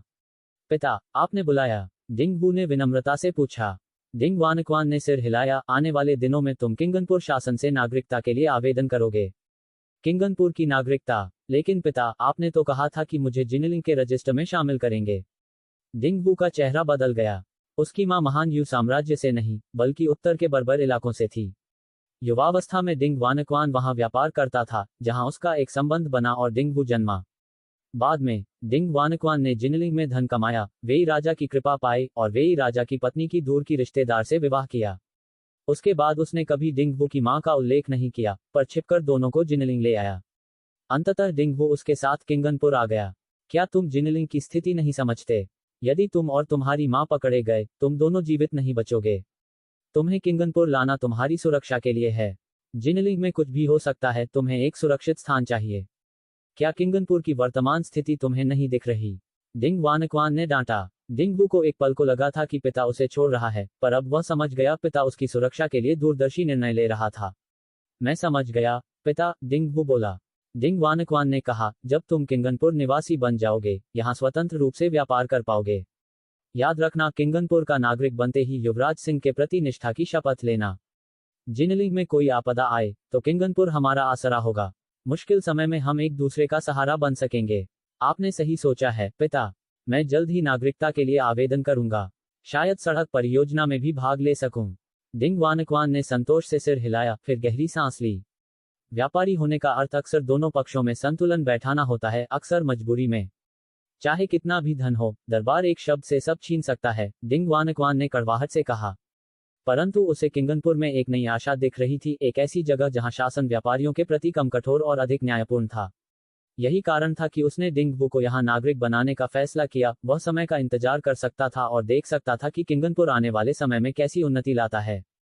C298 जन प्रतिक्रिया तारांकन। हमारी डिस्कॉर्ड सर्वर जीजी पैजी जेबीडी केम। योजक चिन्ह योजक चिन्ह योजक चिन्ह। झुजिया गांव। किंगजोऊ में सड़क निर्माण की खबर झुजिया गांव तक भी पहुंच चुकी थी। सुबह का अखबार पढ़ने के बाद, जिसकी पुष्टि में ये सूचना थी, झू बुलियू दानई से घर लौटा। पिताजी, मैं किंगजोऊ की सड़क निर्माण बोली में हिस्सा लेना चाहता हूँ। क्या कहते हैं? खेती का काम भी ऑफ सीजन में कम होता है, घर पर करने को कुछ खास नहीं। अरे, पिता के जवाब देने से पहले ही झू लियूशी हंस पड़ी। सुनिए, लगता है हमारा वू लियू बड़ा हो गया, अब पैसे कमाने की सोचता है। झू बुलियू खुश हो गया। माँ, तो आप मान गई? मान गई। अरे, चुप रहो। कहां से आएगी इतनी चांदी जो बोली में उछाली जाएगी? झू लियूशी ने आंखें तरेरी और उसके पिता खिलखिलाकर हंस पड़े। झू बुलियू ने मुंह फुला लिया। आप लोग तो कुछ समझते ही नहीं। ये कमाने का सुनहरा मौका है, इसमें घाटा कैसे होगा? तुम्हें व्यापार का क्या ज्ञान है? झू लियूशी कपड़े धोते धोते बोली। बुलियू तुरंत चुप हो गया। क्या बातें हो रही हैं? तभी आंगन के बाहर से झू सांसी की आवाज आई। झू बुलियू उछल पड़ा। दरवाजे पर उसका बड़ा भाई झू सांसी खड़ा था, गहरे हरे रंग की सैन्य वर्दी में, लंबा सा, गठीला। पीछे कई ग्रामीण खड़े थे, उसकी वर्दी देखकर चकित। भैया, झू बुलियू चिल्लाया, ये कपड़े कहां से लिए? गांव के झांक शियुसाई भी तुमसे अच्छे नहीं लगते। झू लियूशी की आंखें चमक उठी। चेहरा तो अपना बेटा, पर रूप रंग ही बदल गया था। वह जल्दी से दौड़कर आई। सांसी, तुमने कहा था 3 महीने में एक बार घर आओगे। आज इतने जल्दी कैसे आ गए? झू सांसी ने वर्दी छूने से बुलियू को रोकते हुए कहा, युवराज सिंह ने 1 दिन की अतिरिक्त छुट्टी दी है परिवार से मिलने के लिए। अरे वाह, बहुत बढ़िया। झू लियूशी बेहद खुश। बुलियू ने फिर पूछा, भैया, ये कपड़े कहाँ मिलेंगे? मैं भी खरीदूंगा। झू सांसी मुस्कुराया। खरीद नहीं सकते, ये किंग जोऊ सेना की वर्दी है, बाहर वाले नहीं पहन सकते, तो मैं सेना में भर्ती हो जाऊं। वू लियू चिल्लाया, अरे अभी तो तू सड़क निर्माण की बोली लगाना चाहता था। उसके पिता हंस पड़े, अब गांव वाले भी धीरे धीरे छट गए। दरवाजा बंद करते हुए पिता बोले, लियूशी, पुराना मुर्गा काट दो, सांसी आया है, ताकत बनाए। वू लियू ललचा गया, मेरे लिए तो कभी मुर्गा नहीं काटती। जू लियूशी ने चपत लगाई, तू आधी भी उपलब्धि हासिल कर ले तो रोज मुर्गा काटूं। वू लियू ने फिर कहा, तो बोली के लिए पैसे दे दो। तभी झू सांसी बोला, पिताजी माँ, वू लियू को मौका दें। झू लियूशी ने आह भरी, बेटा, बोली के लिए मजदूर रखने और माल लाने में बहुत चांदी लगती है। पिछले साल बचाए 20 टाइल से काम नहीं चलेगा। झू सांसी उठकर बोला, मेरी सेना की तनख्वाह से मैंने भी 20 टाइल बचाए हैं, वह दे देता हूँ, मुझे सेना में जरूरत नहीं, वहां सब मिलता है। फिर बोला, और मैंने सेना में सुना कि बैंक खुल रहा है, सरकार से चांदी उधार मिल सकती है, बस जमानत चाहिए, नहीं तो हम अपनी जमीन का दस्तावेज गिरवी रख दें। तुम पागल हो गए हो सेना में जाकर, झू लियूशी चिल्लाई। झू सांसी समझाता रहा, माँ, युवराज सिंह किंग जो को व्यापारिक नगर बनाना चाहते हैं, सड़क प्रोजेक्ट बड़ा अवसर है, अगर वू लियू सफल हो जाए तो व्यापारी संघ में शामिल होकर अमीर भी बन सकता है। वू लियू के सपने उड़ने लगे, पिताजी माँ, एक बार कोशिश तो करने दीजिए, नहीं हुआ तो जमीन मैं गिरवी रख दूंगा। दोनों पति पत्नी ने एक दूसरे को देखा। झू लियूशी ने पूछा, सांसी, सच में ये युवराज की योजना है? सांसी बोला, हाँ, जनरल नियू से खुद सुना है। अंततः झू लियूशी ने सिर हिलाया, ठीक है, कोशिश करने दो। योजक चिन्ह, योजक चिन्ह, योजक चिन्ह। किंग जोऊ सरकारी दफ्तर। बोली शुरू होते ही पांग युकुन बेहद व्यस्त हो गए। कई व्यापारी अलग अलग हिस्सों के लिए बोली दाखिल कर चुके थे। वहीं दफ्तर में अस्थायी बैंक भी खोला गया था। युवराज सिंह ने बैंक बनाने का आदेश दिया था, लेकिन स्थान और कर्मचारियों के लिए समय चाहिए था, इसलिए अभी के लिए सरकारी दफ्तर में अस्थायी बैंक बना दिया गया। युवराज सिंह ने पूछा, कोई नागरिक चांदी उधार लेने आया? पांग युकुन ने सिर हिलाया, नहीं, लोग अपनी बचत को लेकर सतर्क रहते हैं, इतनी जल्दी जोखिम नहीं लेंगे, और ऊपर से ब्याज भी उन्हें सूद जैसा लग रहा है। युवराज सिंह मुस्कुराए, उन्हें पहले से पता था कि ऐसा ही होगा। इतने में एक किंग जोऊ सैनिक अंदर आया। युवराज सिंह ने देखा, झू सांसी, तुम यहाँ? सांसी झुककर बोला, प्रणाम महाराजाधिराज, मैं अपने छोटे भाई के लिए चांदी उधार लेने आया हूँ, वह किंग जोऊ की सीमेंट सड़क प्रोजेक्ट में बोली लगाना चाहता है। युवराज सिंह प्रसन्न हुए, बहुत अच्छा, पांग चांगशी, ये रहा हमारा पहला मामला। पांग युकुन हंसे, महाराजाधिराज, लगता है किंग जोऊ के सैनिकों की सोच सही दिशा में है। C299, the mechanism is cast. बसंत की बारिश के बाद मौसम धीरे धीरे गर्म होने लगा। किशनपुर की सड़कों का निर्माण आधिकारिक रूप से शुरू हो गया था। सीमेंट कार्यशाला दिन रात सीमेंट बना रही थी, और साथ ही समुदाय में नई नई सीमेंट पाइप कार्यशालाएं भी खुल चुकी थीं। ये कार्यशालाएं कारखाने से सीमेंट खरीदकर सांचे में रेत और सीमेंट मिलाकर सीमेंट पाइप तैयार करती थीं। जैसे ही किशनपुर में भूमिगत पाइपों की खुदाई शुरू हुई, पाइप निर्माण का ठेका लेने वाले व्यापारी प्रतिदिन ये पाइप खरीदने आने लगे, जिससे कार्यशाला के मालिकों को अच्छा लाभ हुआ। सीमेंट कार्यशाला के मालिक दाई जिशिंग 50 तौल चांदी स्वीकारते हुए मुस्कराए। वह किशनपुर के स्थानीय व्यापारी थे और सबसे पहले स्थानीय व्यापारी संघ में शामिल होने वालों में से एक थे। झू बुलियू, ये चांदी मैं ले लेता हूँ, दाई जिशिंग ने मुस्कराते हुए कहा। झूजिया गांव का युवा झू बुलियू अब किशनपुर में काफी प्रसिद्ध हो चुका था। उसने सरकार से 3000 तौल चांदी उधार ली थी और 10 छोटी सड़कों और भूमिगत पाइपों का ठेका लेकर अपनी क्षमता और हिम्मत साबित की थी। दाई दुकानदार, आप बहुत कृपालु हैं। पहले पाइप उधार देने के लिए भी धन्यवाद, नहीं तो मेरे पास परियोजना पूरी करने के लिए पैसे कम पड़ जाते, झू बुलियू ने हंसते हुए कहा। गांव से आए मजदूर भी उसके साथ काम करके लाभ में थे। सड़क निर्माण का ठेका लेने के बाद झू बुलियू गांव लौटा और जल्दी ही गांव वालों को काम पर रख लिया। हर व्यक्ति को रोज 30 वेन मिलते थे। बुजुर्ग और नौजवान दोनों के लिए ये शानदार अवसर था। 30 वेन प्रतिदिन भले कम लगते हों, पर महीने भर में लगभग 1 तौल चांदी बन जाती, गांव वालों के लिए बहुत फायदेमंद। इतनी विनम्रता क्यों? तुम्हारा भाई हमारे गांव का नायक है, उसकी प्रतिष्ठा के कारण तो मैं खुशी से तुम्हें उधार दे देता हूं, दाई जिशिंग बोले। झू बुलियू को अपने भाई झू सांसी पर बड़ा गर्व था, जो गहरे हरे सैन्य वस्त्रों में बहुत प्रभावशाली लगता था। उसी प्रतिष्ठा के कारण उसे राजकुमार से विशेष ऋण भी मिला था। पश्चिम में ढलते सूरज को देखते हुए झू बुलियू बोला, खैर, बहुत शुक्रिया, किसी दिन मैं आपको सराय में चाय पिलाऊंगा। अच्छा अच्छा, दाई जिशिंग बोले। शाम हो रही है, तुम्हें ये पाइप शहर जल्दी पहुंचा देने चाहिए। झू बुलियू ने सिर हिलाया। इस बार उसने पाइप ढोने के लिए 10 गाड़ियां किराए पर ली थी, और उनका किराया भी अलग था। पहले वह बहुत अनभिज्ञ था। उधार ली गई 3000 तौल चांदी जल्दी खर्च हो गई, पर राजकुमार के मार्गदर्शन के बाद उसने खर्च और प्रबंधन व्यवस्थित करना सीख लिया। सामग्री खरीदना, गाड़ी किराए पर लेना और मजदूरों को संगठित करना सब उसने धीरे धीरे सीख लिया। तभी उसे लाभ होने लगा। अगर गाड़ियां आज रात शहर में न पहुंचती तो एक और दिन रुकना पड़ता, जिससे किराए में फिर खर्च बढ़ जाता। किशनपुर शहर के भीतर लियूली पर सवार होकर युवराज सिंह मशीनरी विभाग की ओर बढ़ रहे थे। शहर की हर सड़क देखते हुए वह चारों ओर नजर दौड़ा रहे थे। पूरे शहर में निर्माण कार्य तीव्र गति से चल रहा था। कई जगहें मिट्टी के ढेरों से भरी थीं। 6 प्रांतों से आए व्यापारी नागरिकों से बातचीत में व्यस्त थे, जबकि कुछ क्षेत्रों में सीमेंट सड़कें पहले ही बन चुकी थीं। सीमेंट सड़क बिछाना आसान था। पहले जमीन समतल करो, फिर रेत कंकड़ बिछाकर दोनों ओर 20 सेंटीमीटर ऊंचे तख्ते लगाओ और उनके बीच सीमेंट मिश्रण डालकर समतल कर दो। परियोजना विशाल थी, पर असली जरूरत थी मानव शक्ति। मशीनों के अभाव में युवराज सिंह को मनुष्य तरंग रणनीति अपनानी पड़ रही थी। 1 महीने में किशनपुर की लगभग 5वां हिस्सा सड़कें बन चुकी थीं। पूर्व और पश्चिम बाजारों को प्राथमिकता दी गई थी। वहां सड़कें ही नहीं, जमीन भी सीमेंट से ढकी जा चुकी थी। बाजारों की स्वच्छता बनाए रखने के लिए किनारों पर कूड़ेदान लगाए गए थे ताकि दुकानदार कचरा इधर उधर न फेंकें।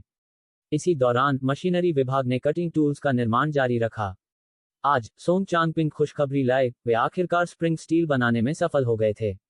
मस्केट की अधिकतर कल पुर्जे पहले ही तैयार किए जा चुके थे। सिर्फ मुख्य स्प्रिंग बाकी था, लेकिन स्प्रिंग स्टील बनने के बाद ये समस्या भी हल हो गई।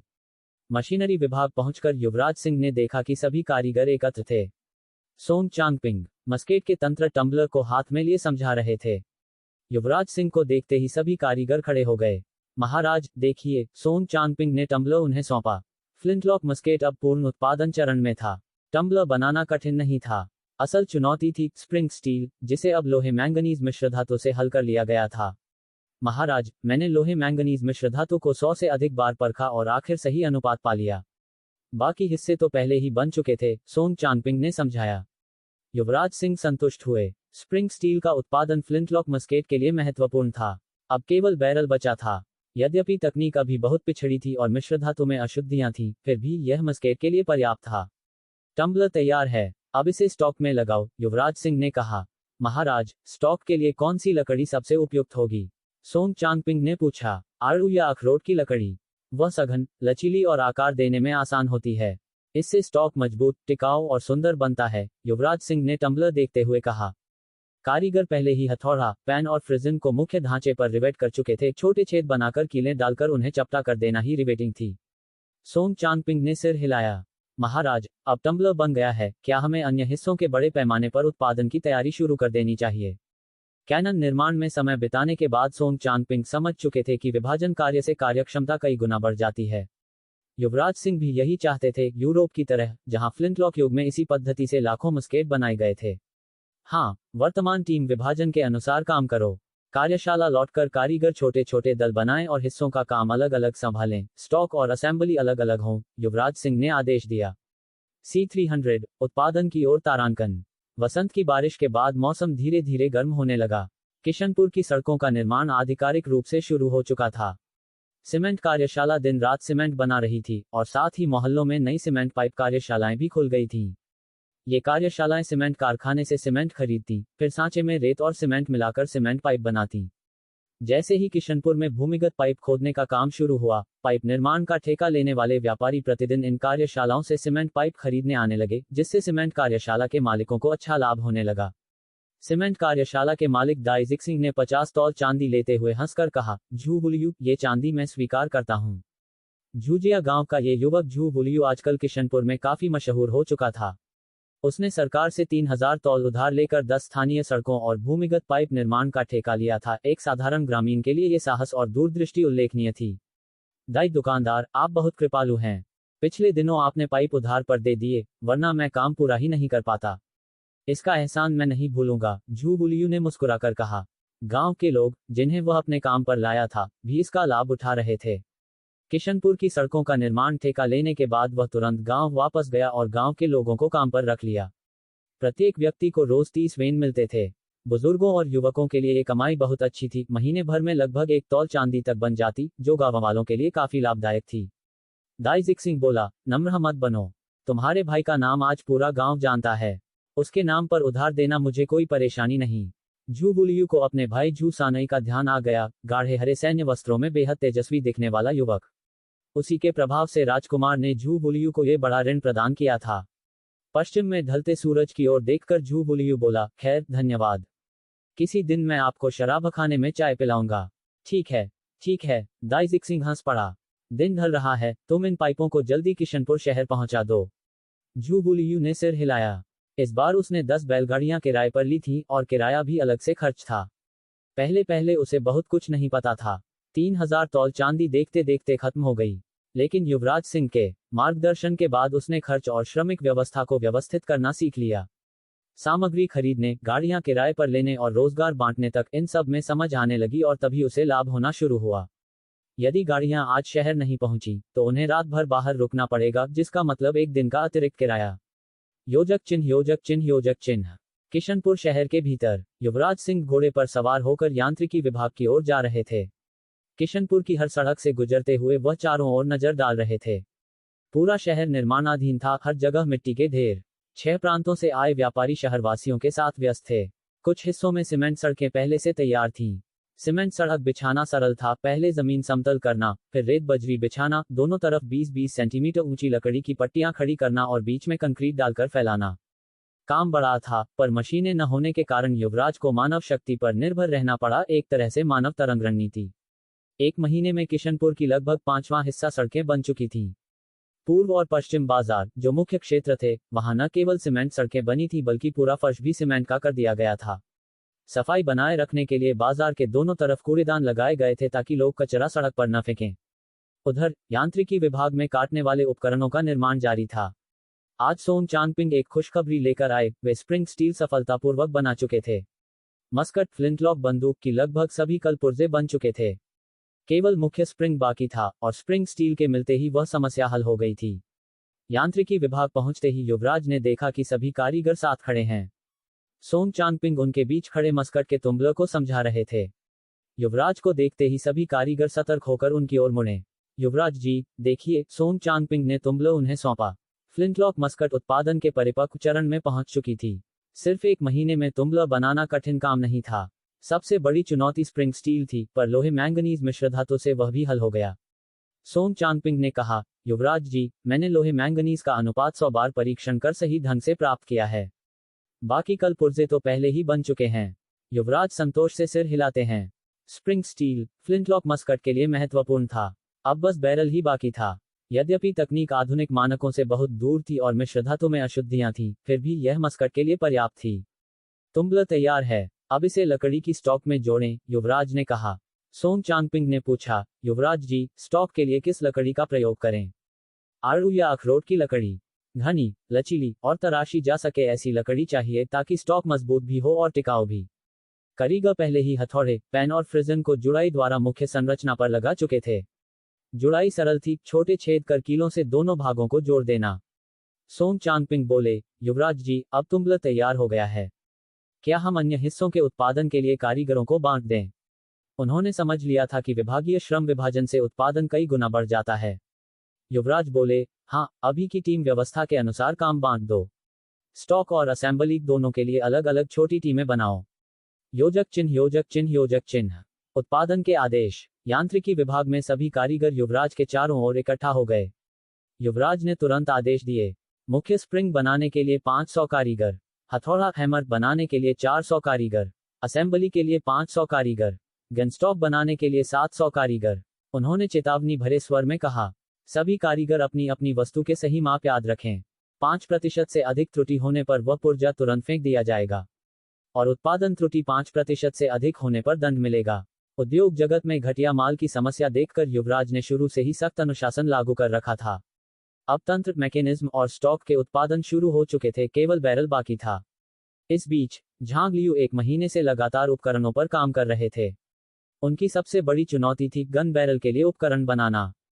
इस समय तक यांत्रिकी विभाग में थोड़ा बहुत टंगस्टन पाउडर जमा हो चुका था, लेकिन पुरानी तकनीक के कारण उसमें अशुद्धियां बहुत थीं और उसे छानकर केवल थोड़ा सा महीन पाउडर ही मिलता था।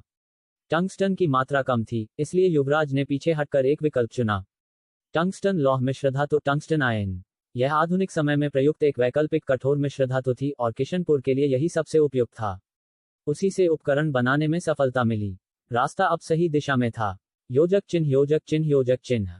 झांग लियू 2 चमकदार ड्रिल बिट लेकर आए और बोले, युवराज जी, बोरिंग और मिलिंग के औजार तो आसानी से बन गए, पर ये ड्रिल बिट बहुत बार टूट गए। आखिर बड़ी मेहनत से 2 तैयार हुए हैं। युवराज ने हाथ चलित पीसने वाली चक्की देखी, 2 लकड़ी के स्तंभों के बीच लगी मोटी पिसाई चक्की, जिसे हाथ या पैरों से चलाया जा सकता था। उन्होंने पूछा, एक ड्रिल बिट को पॉलिश करने में कितना समय लगा? पूरा 1 दिन, झांग लियू ने थकान भरे स्वर में कहा। युवराज ने सिर हिलाया। कठोर धातु भंगुर भी होती है, इसलिए टूटना सामान्य था। उन्होंने आदेश दिया, कर्मचारी बढ़ाओ। महीने के अंत तक जल चलित खराद वाटर पावर्ड लेथ के लिए 100 ड्रिल बिट तैयार होने चाहिए। फ्लिंटलॉक बस एक हिस्से से दूर है। झांग लियू ने हामी भरी। 1 महीने की मेहनत के बाद युवराज को अंततः सफलता की आशा दिखने लगी थी। समय कम था, उत्तरी घुमंतु जनजातियां चौकस थीं, और पूर्व से जापानी भी साजिश कर रहे थे। उन्हें किशनपुर पर अपनी पकड़ तुरंत मजबूत करनी थी। युवराज ने ड्रिल बिट वापस सौंपते हुए कहा, जैसे ही तैयार हों, तुरंत पहुंचाना। फिर वह चेन वेनलोंग के पास गए और उन्हें स्टील कारखाने में इस्पात की छड़ों के उत्पादन पर नजर रखने को कहा। अब युवराज और प्रतीक्षा नहीं करना चाहते थे। टंगस्टन अयस्क के लिए उन्होंने बहुत इंतजार किया था, अब उपकरणों का इंतजार नहीं करेंगे। यांत्रिकी विभाग से निकलते ही युवराज के कदम हल्के हो गए, मानो हवा भी तरोताजा हो गई हो। महान यू साम्राज्य तकनीक में बहुत पीछे रह गया था। तोपों से लेकर फ्लिंटलॉक तक युवराज कदम दर कदम आगे बढ़ रहे थे। अब दूसरा आधुनिक हथियार लगभग तैयार था। इससे उन्हें कुछ राहत मिली, क्योंकि वह हमेशा डरते थे कि कहीं कोई दुश्मन पहले उनके ही सिर पर फ्लिंटलॉक न तान दे। वह महल की ओर बढ़ रहे थे, लक्ष्मी लोहा के साथ अपनी नई सैन्य वर्दी पर चर्चा करने। तभी उन्होंने महल द्वार पर वांग शुवान को देखा। वांग शुवान का चेहरा पीला था, हाथ पर पट्टियां बंधी थी, वह बेहद थके और घायल लग रहे थे। युवराज तुरंत बोले, यह क्या हुआ? वांग शुवान ने आसपास देखते हुए कहा, युवराज जी, ये बात मुख्य कक्ष में कहना बेहतर होगा। मुख्य कक्ष पहुंचने पर युवराज ने पूछा, अब बताओ क्या हुआ? वांग शुवान ने गंभीर स्वर में कहा, हमसे विश्वासघात हुआ है। हमारे गुप्तचर की पहचान घास भूमि पर उजागर हो गई। यदि रास्ते में लिए मिंग न मिलते तो शायद मैं लौट भी न पाता। उन्होंने आगे बताया, जब से हमें पता चला कि बर्बर उत्तरी जनजातियां तोपें ढाल रही हैं, हमारे राजखोजियों ने कई दल व्यापारियों के रूप में शेंगदू भेजे। इस बार सूचना मिली कि उन्होंने तोपों की परीक्षण भूमि ढूंढ ली है। मैं स्वयं गया। हमने वहां बर्बरों की तोपें देखी, लेकिन वे हमारी तोपों जैसी नहीं थी, पीले रंग की, थोड़ा हरेपन लिए हुए, और बहुत लंबी, लगभग 4-5 मीटर की। वांग शुवान के इस वर्णन से युवराज की आंखें सिकुड़ गईं। युवराज को तुरंत इतिहास की उर्बान तोप, अर्बन कैनन, याद आ गई।